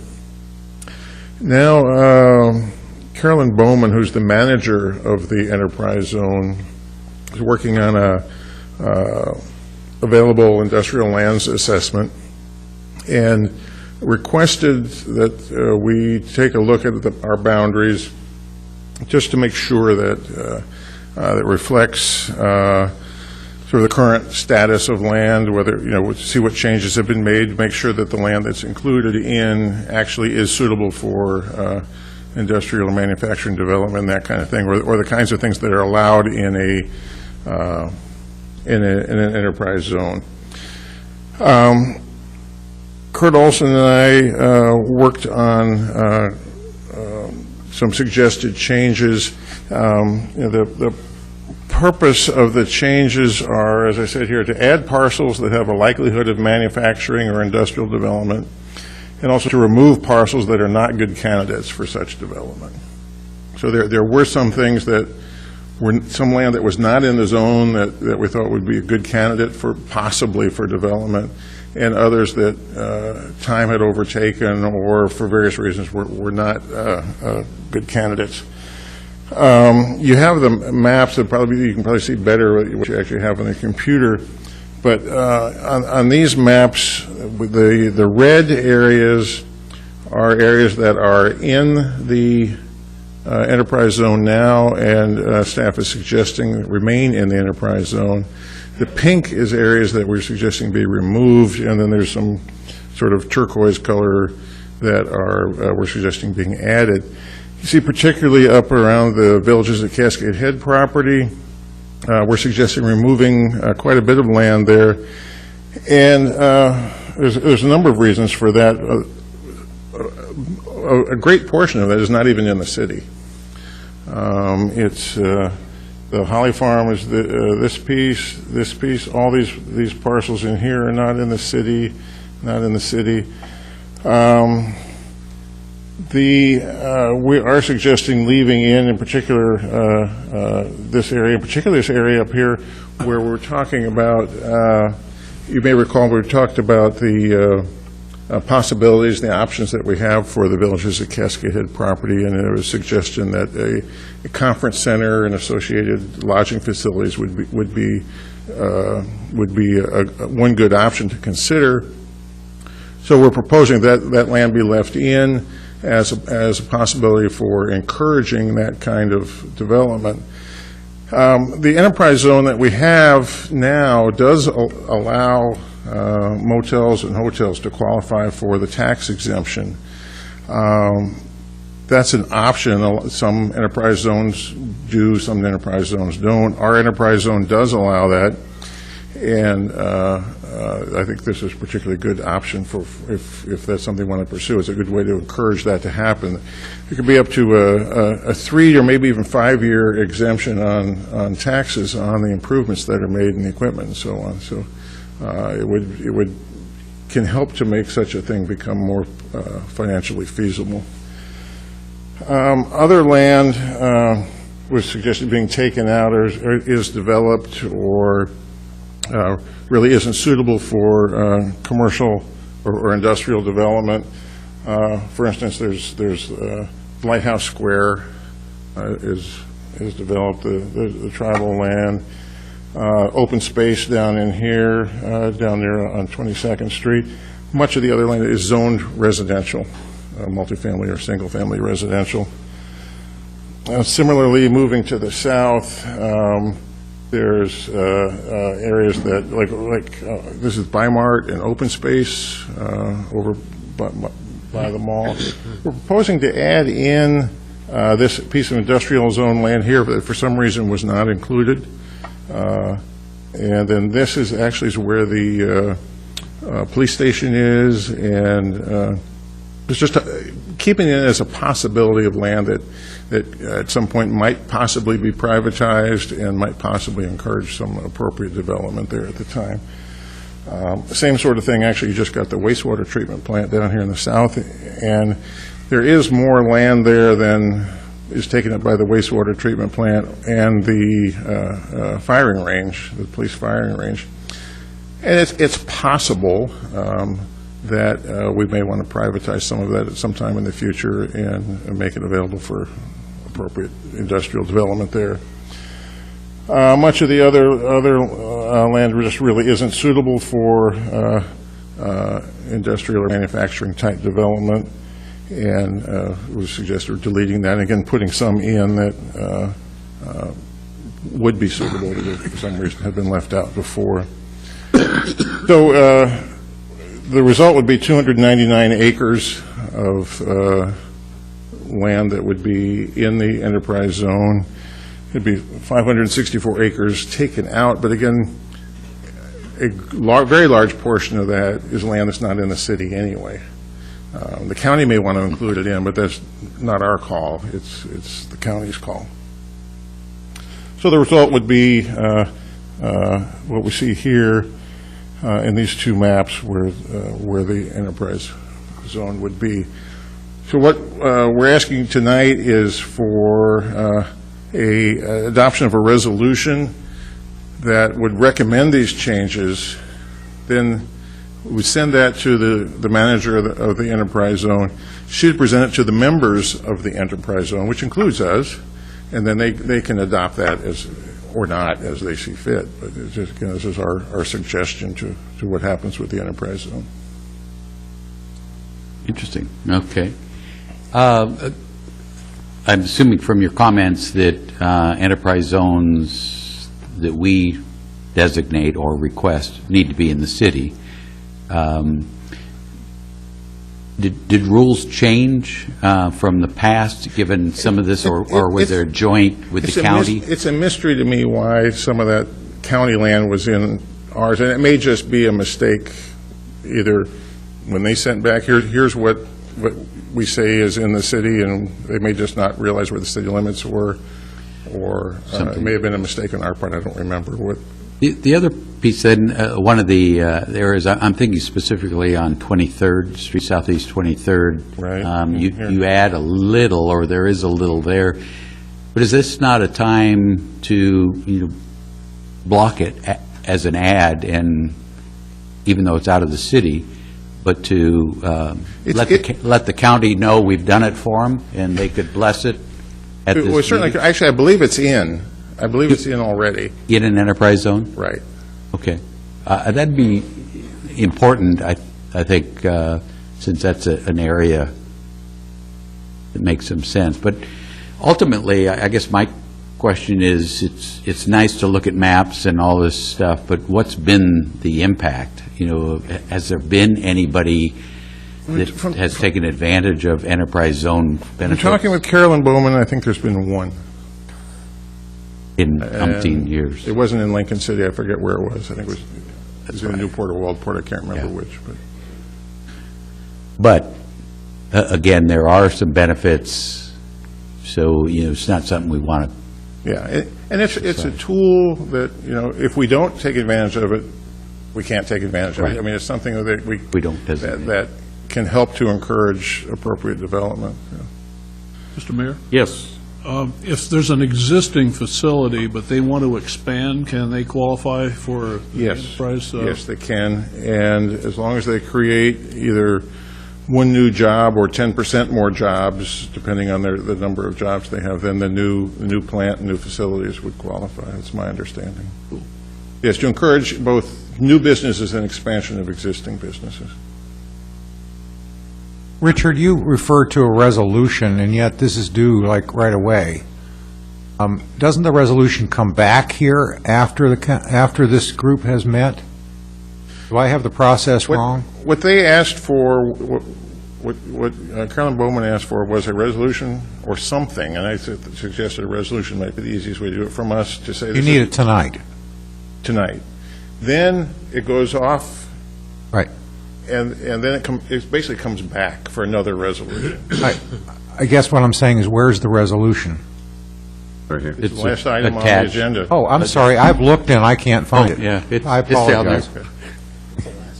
apologize. Further down. I'm sorry. I've been asleep. Stay with us. Sorry. Stay with us. Don't feel bad. Richard. That's all right. I do He that was all the kind. time. I'll say nothing. Other questions on, yes? I actually have a comment that I just read an article within the last 6 or 8 months about the fact, well, I mean, that's just read an article for me, regarding enterprise zones and the fact they have been highly underutilized in this state. State officials are still scratching their heads trying to figure out why, because it's a good tool, but statewide, they just have not been utilized very much. You know, it's so, but nobody wants to give them up, but it's... Yeah. Other thoughts, comments? And I know, I think I've heard Carolyn talk about, she's gone around to the original enterprise zones and kind of viewed them and tried to sell the concept of enterprise zone opportunities to folks, so she was aware of them and has talked of trying to reduce them and thus concentrate. I don't think that, I keep looking at it, are there any pitfalls, and haven't come up with any. I did notice on the maps, though, what appeared to be like the city maintenance shop and some, city properties there around the police station. And I was just trying to figure out, the empty space, the long one, rectangle, or behind, makes sense. You're talking about Up in here, yeah, that makes sense. But with the maintenance shop, I mean, to be included in it, because we're really not... It's sort of a convenient approach to, because it's one lot right now. So the area that includes the shop is just one lot going all the way down to 3rd Street. Oh, okay. So we didn't want to say, Just the northern north 600 end. feet Okay. of it or whatever, so. So it looked like it had, broken off. I will say that a lot of that is deed restricted. Yeah. And there would be very little, the only opportunity that I could see would be if we would decide to relocate the police department. Correct me if I'm wrong, Richard, please, I've been wrong just here twice. Actually, I think you're right. There's a substantial deed restriction on that property. And the plan, because of its easy access, is to keep the police department, even its replacement there. So, to me, that one is if you want to give something up, I don't think you'd lose much. But I don't know that there's any benefit to giving anything up, or that's, if it more raised a question for me why we would circle that. And I guess where I was really going, looking at some of the other areas that aren't, and if I can, down to 19th, Southeast 19th with the Hilltop Restaurant, I notice... That's just general commercial zoning, and what we did was take out most of the general commercial along one, not all of it, but most of it along 101, especially if it's already developed. But Hilltop Housing is right behind it, and that's what it looks like we've added, which is already built, if I'm... There's some vacant land there. Well, on Actually, I think it's just vacant land. the north side, but my coloring map here shows you've gone south of 19th. Isn't that, I'd have to look at a map, I mean, I'm looking at a little tiny Yeah. version of it here, but,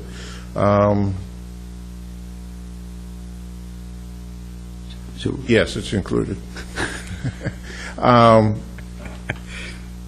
I'd have to look at the aerial and the map to see exactly what we had in mind at the time. But what we tried to do was vacant land, almost all industrial zone land is included in, whether it's vacant or not, just to give it a chance to develop or redevelop.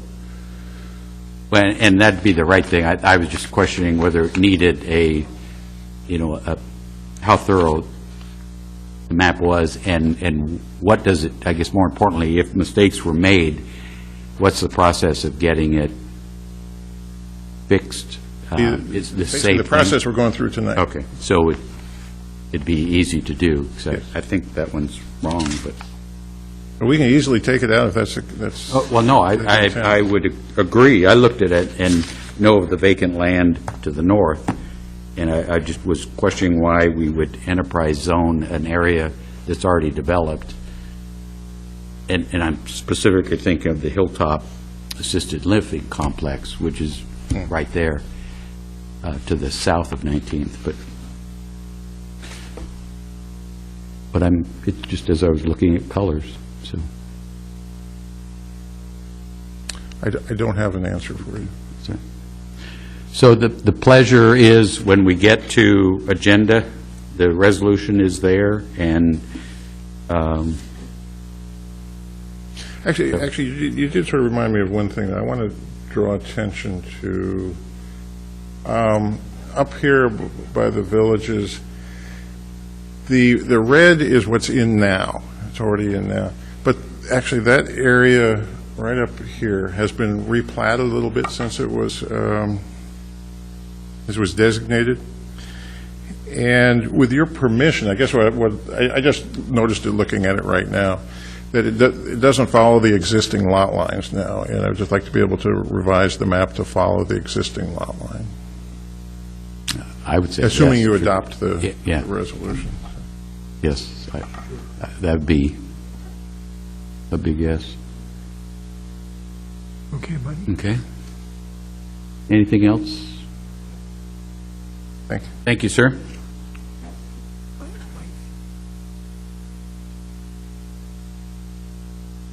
Richard, just out of curiosity and speculation, given that there are these tax breaks for businesses, including hotels and motels, any speculation as to why people are not taking advantage of this program? Bad economics. Bad economy? Yeah, bad economy.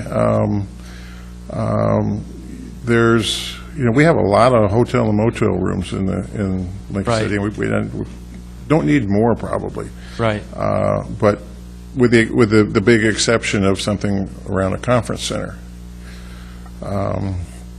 I suspect people are looking at it and say it just doesn't pencil out. We had a motel proposed down in Nelsky. They're starting to talk about it, but they tried to work out the numbers and it just didn't go anywhere. Thank you.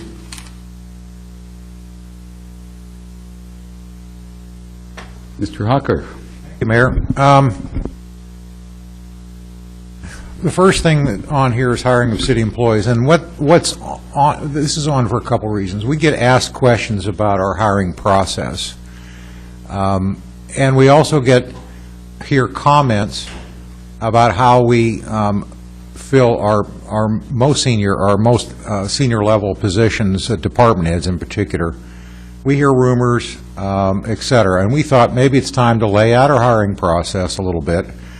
And also, I think we did something that I think very few cities would do, and that's lay out more or less the qualifications and the hire of our senior staff. So there's two attachments here up for the public to look at. There's a memo with two attachments. One is essentially the senior staff that we have now, when they came aboard, what their qualifications were. And and the basic hiring process. Now, depending on the position, of course, there's a lot of variation between the amount of testing we do, the amount of screening we do, or the type of screening we do, rather, et cetera. But Heather Arce-Torres is our HR director, one of those positions, and she's going to walk you through a summary. Good. Good evening, Mayor, Council. As Mr. Hawker said, there are two documents. I'm going to start with the one that is entitled Hiring Process Final, signed by Mr. Hawker in February of 2010. So about 4 years ago, we decided, Mr. Hawker decided, and with my consultation, to really document and formalize the hiring process. And at that time, we were already doing it pretty well. But we really wanted to put more emphasis on things outside of the interview because, you know, certainly an interview is valuable, especially if it's a panel and you're asking good behavior-based questions. But knowing that testing and role plays and practical exercises and reference checks are really valuable, Mr. Hawker felt strongly about really making that part of every process. So every regular, either part-time or full-time position has some combination of these elements. And then, of course, there's job requirements like background checks and credit checks in some instances as well. So then for temporary employees who are not, you know, budgeted positions but are still very important to us, we do just a little bit more of a condensed version. But whenever possible, we still do the posting requirement of the 2 weeks, get it out there in the public so we have a fair, competitive process. And then we do, you know, even practical exercises and things in addition to an interview for a temporary or part-time position, especially a more long-term, you know, under 20 hours a week. But someone who's going to stay with us for longer than like a year.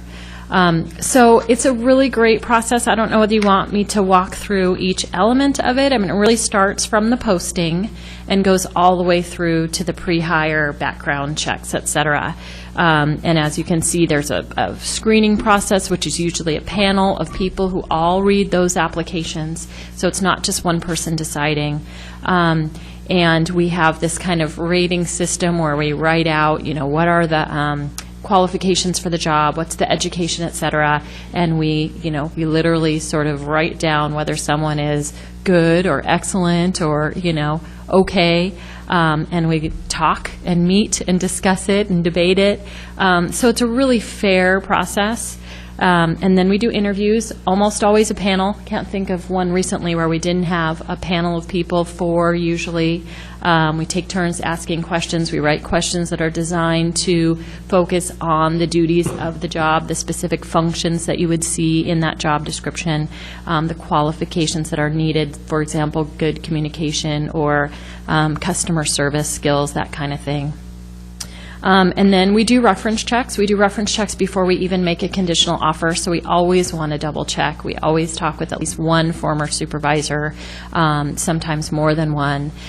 We don't generally do personal reference checks, but we sometimes do if we think there's somebody who has known somebody a really long time and known them in both a professional and a personal capacity, we will. But we really mostly focus on those professional references.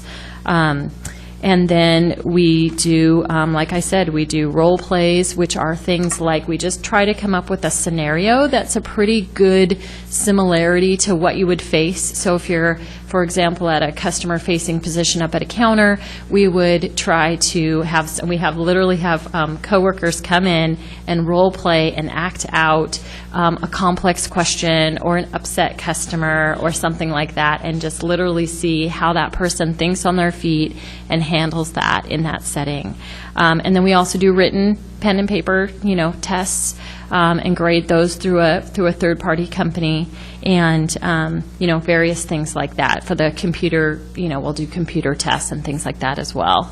We did a Spanish language test recently when we hired somebody into the library. We have a Spanish speaker in our library now, and so we did a Spanish test to verify that she had those skills that she had said she had. So that's basically it. And then, like I said, we do the pre-hire things like the background checks and the drug tests when those are required, depending on the type of job. Background checks on every job, but drug tests not on every job, depending on the safety-sensitive nature. So it's a really solid process, and again, I think I just want to echo a little bit about what Mr. Hawker said about part of the reason we want to bring this forward is I do get phone call. It's very frustrating to be trying to find a job, and so I think when people get declined, sometimes they will think, well, you must have known who you were going to hire ahead of time, or you're hiring your friends or your family members. And I take this time, I send them this information. I really want them to understand that this is a really fair, good, solid process. And I also do, by the way, take the time to talk to people about their resumes, not while they're in a hiring process, but afterwards. How did your resume look? You know, let me help you with how you can answer interview questions, et cetera. So I really do try to help people, but I just want everyone to know that this is a fair, good process. So, and I'm happy to answer questions at any time. If people want to contact me, my information is on here, and you can call me at 541-996-1201, and I will answer these questions for the public at any time. So. And then the other, did you have questions about that? I have a question. Is this information part of the employee handbook? It is not. Our, as you probably know, our personnel policies are a little bit old. We have updated certain sections of them. And what David has done to really supplement is he will write these kinds of documents, which we are calling edicts, and he will circulate that to staff, and then we will give that to new hires and really make it, you know, it's basically like a pile of paper that includes sort of an older handbook, some updates, some edicts, and so it's kind of a handbook.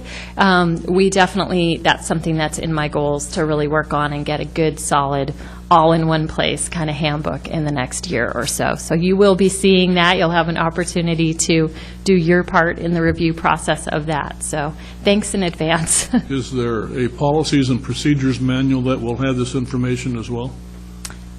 At this point, like I said, it's in an edict, and it is circulated out to people. Okay. As they're hired and as Those are two different kinds of manuals. Yeah. I don't know how else to answer that. Heather, you used, as you were describing this process, we quite a bit, and I want to make sure, I think at one point you explained that there's more than just you, the HR department. Absolutely. Yep. In this process. And I'm more of a driver in the process. I schedule everything and that kind of thing. I do sit on most panels for regular part-time and full-time positions. But yes, it's the hiring manager, so it's generally the department head. If the hiring manager is, for example, a supervisor, we'll do the department head. If the hiring manager is a department head, then we'll have a supervisor sit in. We often have other supervisors sit in. For example, we have a supervisor from a different department sit in. We had Sherry Willette from our accounts receivable department sit in on our library assistant positions, in addition to Kirsten and Ken and myself, because we just think that's useful. It's a similar kind of customer service job, and it's just a fresh set of eyes. So she would have reviewed those applications, sat in on the interview questions, observed all the practical, and had a vote and a discussion, and we just really decide. Of course, it's Mr. Hawker's final decision, and he always asks us really hard questions about why we've come up with the person that we want to extend a conditional offer to. But yeah, so that's how that process works. Periodically, we hear in the press of resume tampering. Would that be appropriate exaggerations? People falsifying, yeah. Exaggeration. Yes, or that's something. nicer. And I heard you, drug tests if appropriate, resume or background checks. Reference checks. Reference checks. Is there resume checking? Does that fall in some of this category? We do education verification. Okay. We absolutely do that. So if education is a requirement for a job, if you need, a civil engineering degree or a law degree or something like that, we absolutely verify, that the person has been accurate about that information. And then, of course, whenever we contact a reference who's a supervisor, we say, they said they worked here from this time to this time. Is that what your records show? They say their duties were these things. Is that what they did for you? And before we get into the, tell us how they did at their job. So to an extent, but no, we don't send it through a formal external process to verify, but we definitely do look to that and check what we can and to check the really important things. Good. Other questions from council? I did notice, so I'm assuming that this is for all employees, and, you'd be holding, Mr. Hawker as accountable as he's holding you to direct reports. And I noticed, privy to a recent hire with Chief Killian, and, ran him all ragged. Yeah, that was a good process. We all worked very hard at that, including Chief Killian. Well, I noticed when you wrote up, the part of the process was definitely under the chief's, kind of resume of, some 100-plus applicants and the drill and stuff. And so I guess what I heard you say is, yes, this same process would be going for direct reports to the city manager versus, a first-level employee. Not quite. I mean, I do think a chief of police really probably has, I don't know whether you'd agree, Mr. Hawker, but I think probably the most stringent process I've ever seen us go through, and in my experience being in the private sector and coming here to the public sector, I had never seen a process quite that extensive. Now, I'd heard of one for CEOs and vice presidents, that level, but it was pretty extensive. I think it certainly was on par with those kinds of other jobs. Certainly some positions deserve or warrant more extensive process than others, but they're all, at department head level, they're all pretty, I want all kinds of verifications at that point. I want to know how they performed multiple places, and so on. The higher the position, the more there is. Police chief, that really is, and to some extent finance director, but really all the department heads, that's a higher level than first-line supervisors. First-line supervisors, I want to meet. I get the recommendation. It's rare that I will never pick number 2, but I might say I'm not comfortable with number 1, and we'll talk about that. But first-line supervisors, I want to see, I want to talk to, besides getting the recommendation, just so I don't see something that they missed. But as it goes down the line, I'm more interested in what kind of process did you use, who was on the panel, et cetera. Okay, I'm looking at that rather than, and I'll look at a resume. But I'm not going to generally meet a first-line street worker, parks worker, et cetera. And as I recall, you were very insistent and helpful in the council's recent hire with Mr. Apicello. I don't think we ran him through the gauntlet as much as, Chief Killian, it would appear. Or did we? Did we? Do you want to? You all were driving. Defend? I didn't have Mr. as much impact on that ability to impact those decisions. But no, I think it was a good process. That process, I know yeah. References were checked, and We had different certainly panels. there were really good, interview questions by multiple people. So, I think it was a great process. And I guess Be verified education. Yeah. I guess the other things I've heard from citizens, again, is, job descriptions and, criteria. And What kinds of things? well, education or criteria to be eligible, because a lot of people will apply, and they get screened out early because they don't have the criteria. And I think in conversation previously, Mr. Hawker has indicated there's only been a couple of people that have actually been hired from within. We have 2 on our current list of 9 department heads. So, at what point does experience, offset some stated education or degree or knowledge? Yeah, I mean, that's a really excellent question. I think scholars debate this a lot. There are clearly jobs that require degrees, right? I mean, we know what those are. I mean, you cannot be a librarian in a public library without having a master's degree. So, or you don't get that title. You can be called other things. You can't be called a librarian. Obviously an attorney, obviously a civil engineer. There are those jobs that require that. And then you have it being sort of a preferred attribute that you would have in many jobs, right? You know, a business degree, a public administration degree, those kinds of things they're gonna help you. And that's a lot of what we have now in the current job environment is there's so much competition that even if you meet the minimum requirements, let's say the minimum requirements are to have 3 years of experience plus 2 years of training of any sort.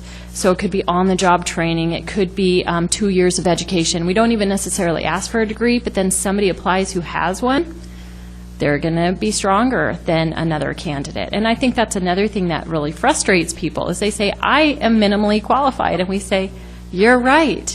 But there's 10 other people who are meeting our preferred attributes. They have a degree. Did we require it? No, but they have it. So we're going to want to talk with them and interview them. And a lot of times I'll put those other folks on hold, interview these. If I find one, then I'll decline the folks who met the minimum qualifications. And that's just one of the products of, it's a good problem for someone like me to have, but it's really frustrating for people who are out there applying for jobs. In the last area that we had it this evening with compensation, job descriptions have ranges.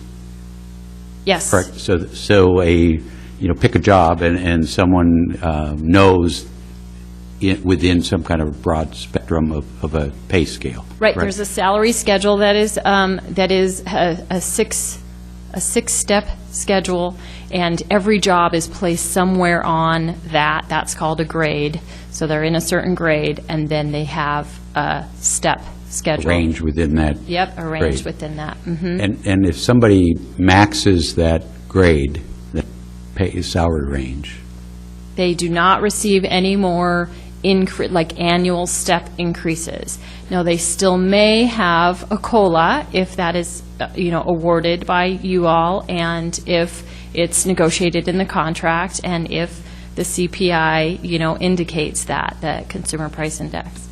But that's more about keeping jobs within market as opposed to annual step increases for time on the job. And is there a city philosophy of where one comes in to a pay grade? Not wanting to speak for you, but for example, enter at a lower grade and then with some time in place have a more significant, to finally get to middle grade. At least my own experience has been you want people at the middle grade. So jumps may be larger until they get to the middle grade? No, the jump, it's really a squared table, so it's 5%, 5%. So the jumps are never bigger, but you're saying, can you get hired at like a step 2 instead of a step 1? That does happen. It's pretty rare. I can't think of many times it's happened. Well, I think it happens more, I wouldn't say it's rare.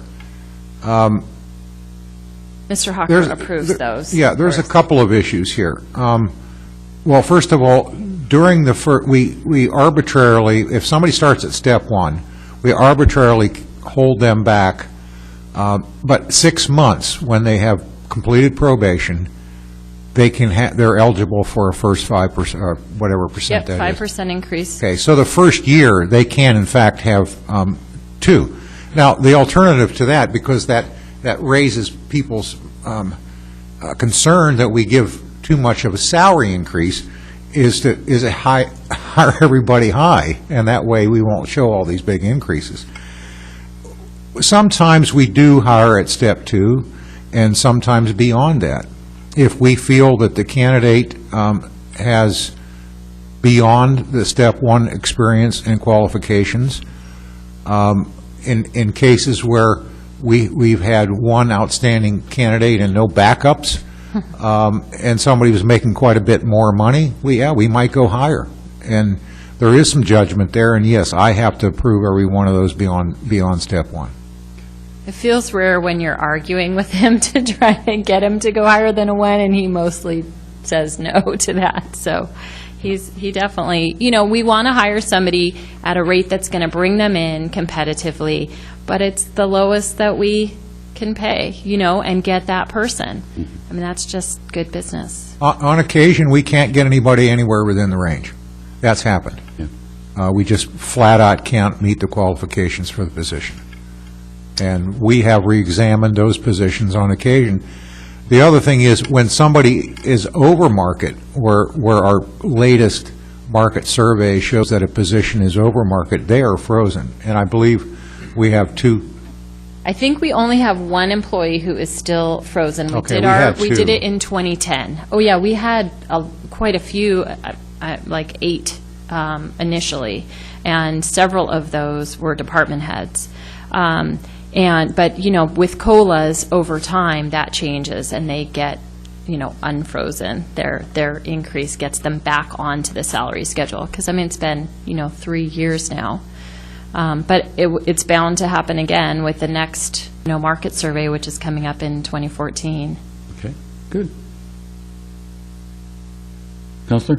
I have a comment, and that is, in reading the summary of the hiring history that you gave us on each of our employees that you referenced, I was impressed with the background and experience of each of them. And I think that perhaps this is good information for Mr. Warner.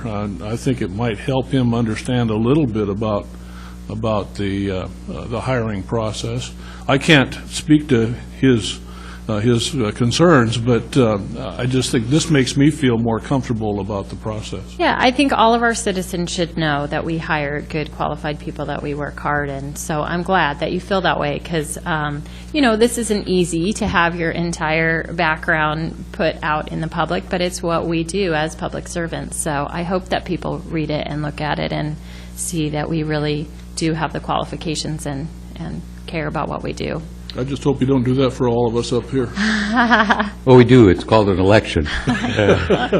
Exactly. Exactly.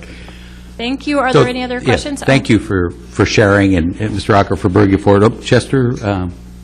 Heather, the market survey is really a foundation stone on which we base how much we pay employees, is it not? Absolutely. It definitely is, and we take comparable cities, and we spend a lot of time determining which cities those are. I think Mr. Hawker can speak more to why we select the ones that we do, but absolutely, that's what we do. We take comparable cities, we update all the job descriptions, the ones that haven't already been updated. Each time we open a position, we update a job description. So if that position hasn't been opened, then the last time it was updated was 2010 when we did this before. So we would update it again, take it out to all the employees, make sure that they feel that those job descriptions are accurate, and then use those to match against the job descriptions of the other cities that we have identified. And then we take the salary schedules and we literally do the matching and the analysis. And we really cannot afford to ignore the market if we want to get qualified employees. Is that true? To be competitive, absolutely. And we don't lead, there's always this philosophy about, do you lag the market, do you match the market, do you lead the market? We really don't lead the market. We're really right in there. We're not silly about it. We don't think, oh, we're going to pay so much more than our other comparables. We pay just right in market so that we can compete. That's our goal. And then we hope the beach and other things get people, our great city gets people here too. And I think one of the things to remind folks are, one has to read the job description, because titles may be consistent through cities, municipalities, but underneath, public works or, planning or something, maybe other things going on in each respective city that changes the dynamics. So. Absolutely. You see that a lot. You see people with the same title, but they do quite different things, or they have different job requirements. Sometimes they require less experience to get into that, whereas we might require more experience to meet at 2 or 3 or whatever. In course, in wastewater and water, there are certifications that need to be passed. So those are more equal from city to city, but you get into some of these, accounts receivable positions, things like that, administrative positions. It really varies. How much computer skills do you have? How much project management do you do? Do you do events planning? How independent are you? What level is the person you're supporting? Are you involved in budgeting or not? I mean, those things are really important. Good. Well, I applaud bringing this forward because I think it's important that the citizens hear it, as well as ourselves, because we certainly portray the information out through our different sources. We take it pretty seriously, I'll tell you that. I don't believe that a city manager has a more important function. Many may be close or maybe even as important, but none more important than hiring staff. That makes the whole difference when you figure how many employees we've got, if you take that seriously. And we've gone extended periods of time because we couldn't find somebody that filled the position to our satisfaction. We've gone up to a year or two with a vacant position because we could not find somebody and kept advertising. So just taking somebody, the best of still has to meet the standard. Good. Thank you for the opportunity. I appreciate it. Thank you, Heather.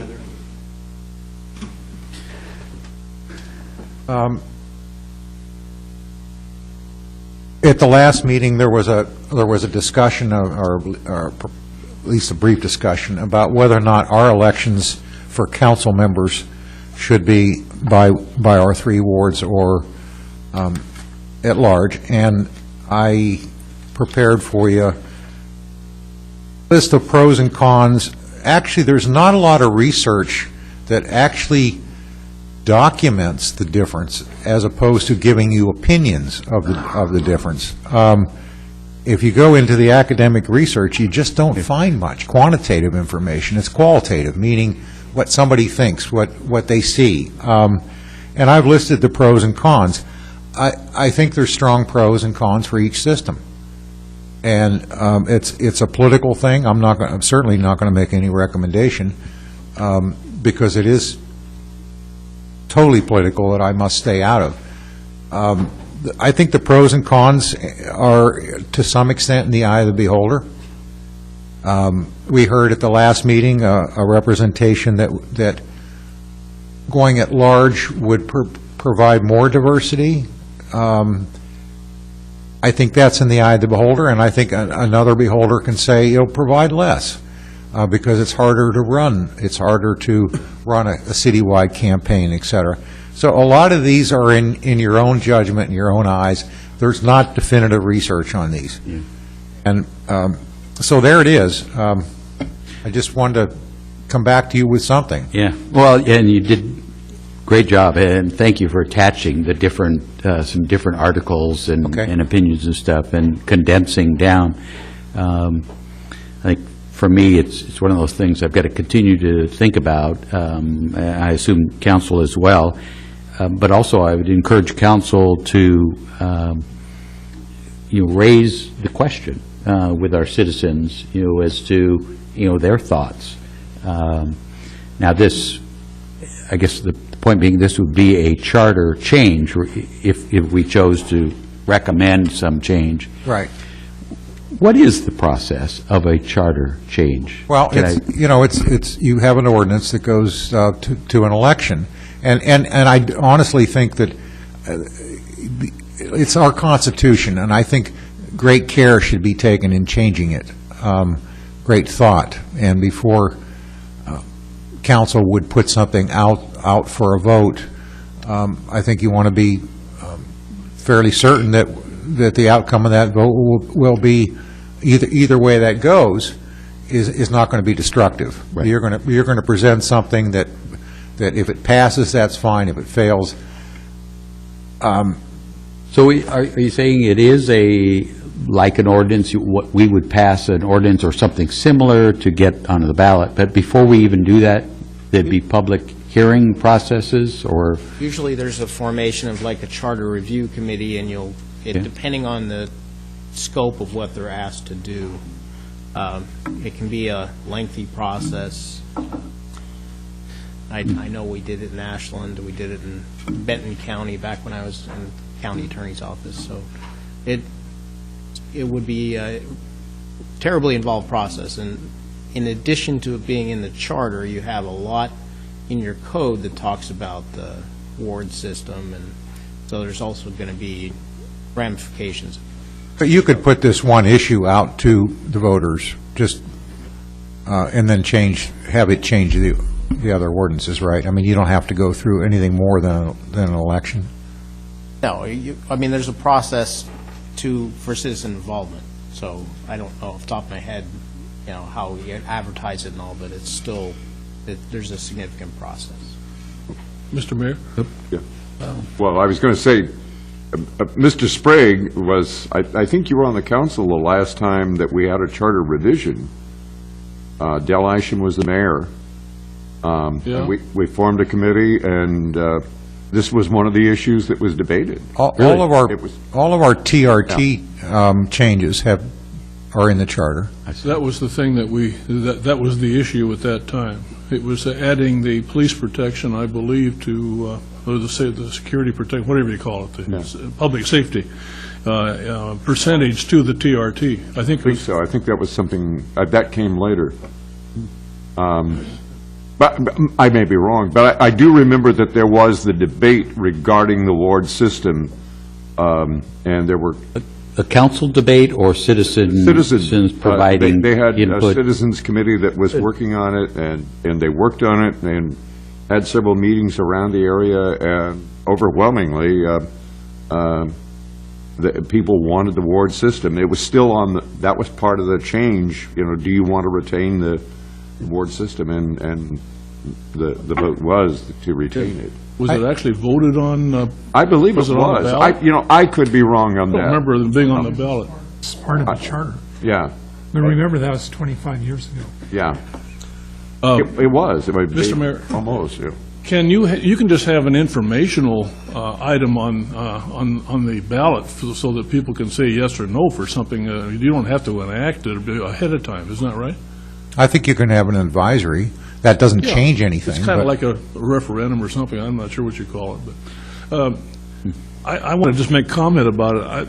Initially, I was kind of leaning towards Mr. Ward's suggestion about maybe exploring further into this. But, boy, after reading all those articles that you provided, I can see that there are really two strong sides.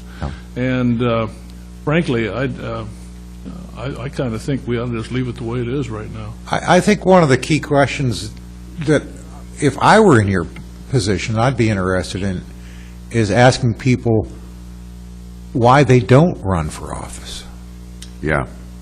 Because, I mean, the issue came up about uncontested elections, and I happen to think that part of that is due to the fact that there's not deep dissatisfaction, but I could be wrong on that. Maybe that's just being an optimist. I don't know. Why isn't there more interest? Why don't more people run? Why isn't there more diversity in the people that are running? I just think that's a useful question to ask. Why don't you run for office? You're interested. Why don't you run?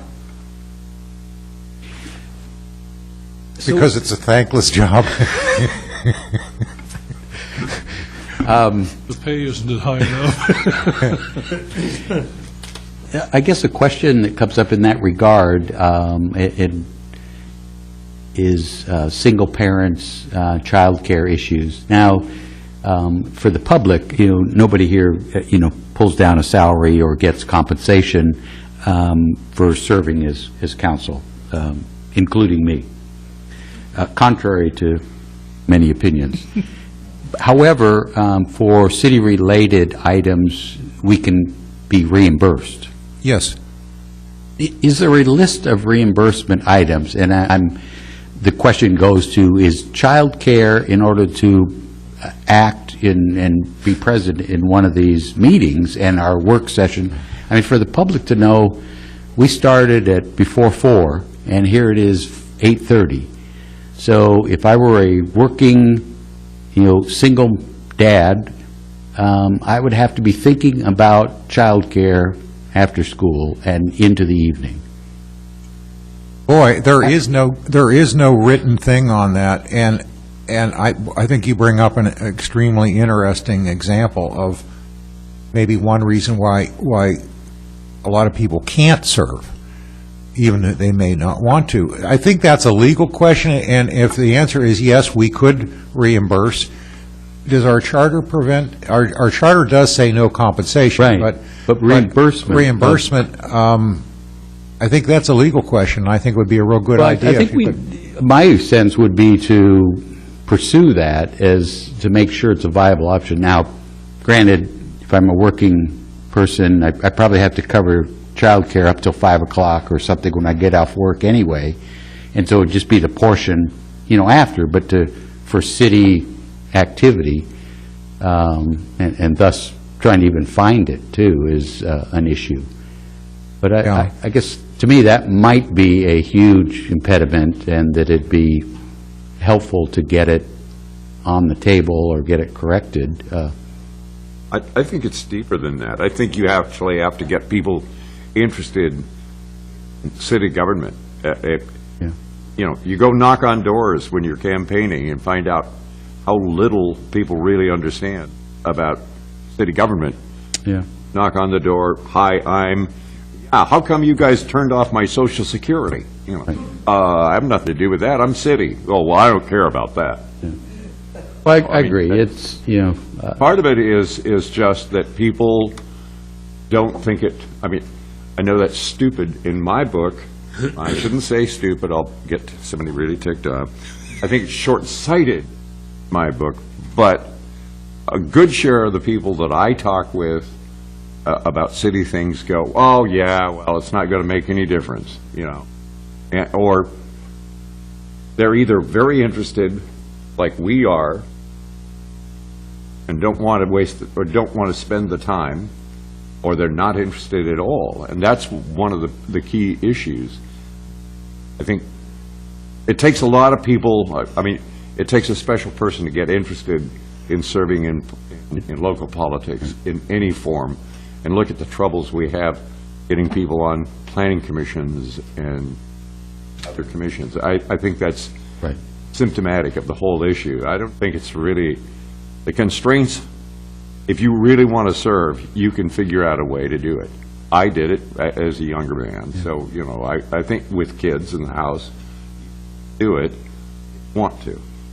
I think that's part of it, but I think there are constraints. The other is I would offer up, we perhaps, could spruce up our agenda more, and, that's why we've thrown out moving Abraham Lincoln statue at times, and, Councilor Ryan, you've brought out, annexing the world. I think that's probably the fastest way to get people involved. People show up, when it's touching them. So, Councilor Norikis, go ahead. Yeah, I'd just like to support your proposal, Mayor.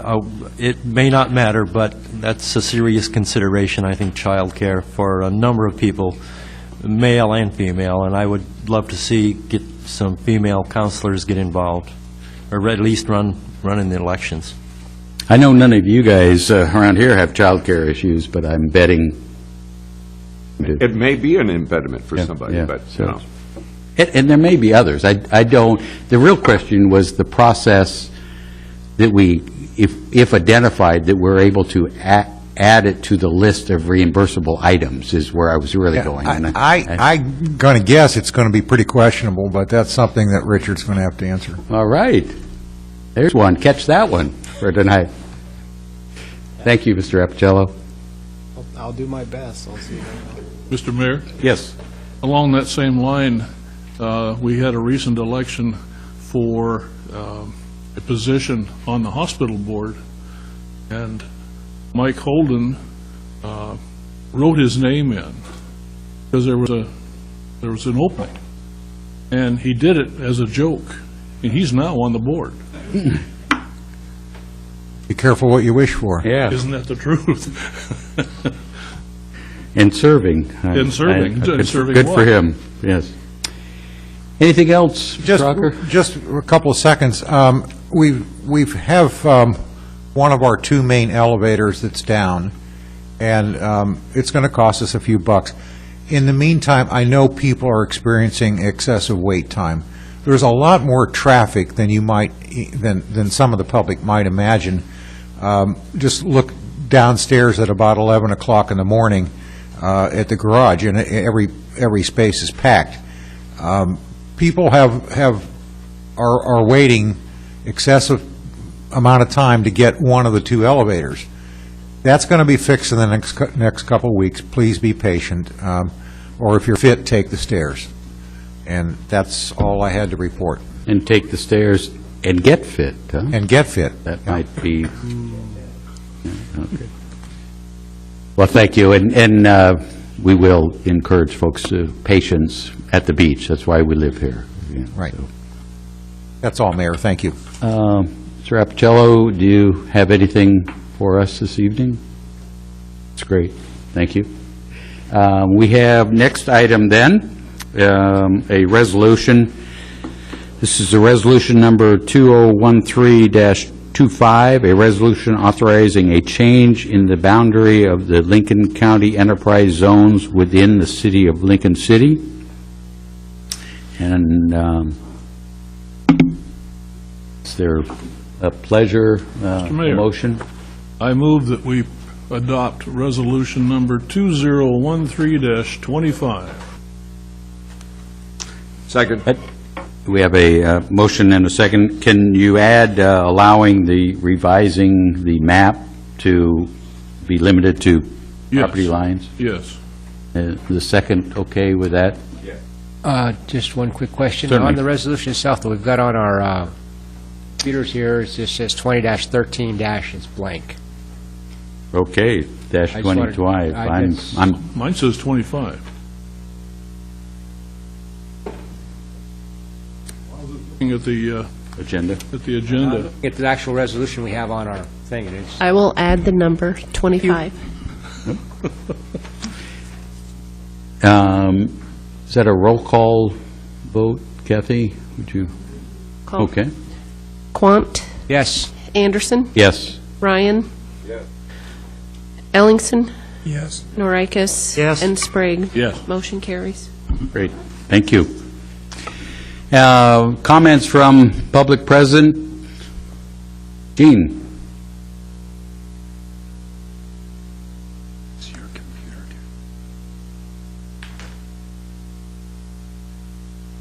Gene Stretton, A1 Beach Rentals, Whistling Winds Motel. I usually speak on vacation rental deals, but I got a little crossover here on this Harbor Street thing. It seemed like the process, I went to one of the meetings, and it's the plan that they are trying to adopt to me is a joke. I mean, it's basically designed by a bunch of people in Portland that I don't believe go to the beach. They knew nothing about the street. I think it was Gordy's son and I think the guy from the code totally dominated the conversation, and they never mentioned any of it tonight. For one, just for instance, you have to have parking on Harbor Street, period. Because you have to service those houses, you have to service those buildings. There's 26-foot semis that come down there on a daily basis to service the motels. They didn't know that. I've got a house that we've owned 22 years. We used for 12 years with our 4 kids until we got a bigger house. It's just a 1-bedroom. You have to have a place for Roby's deliver furniture, the Roto-Rooter guy to come. He's not looking to get exercise and come from a public parking lot. I don't know if you go down there Saturday night.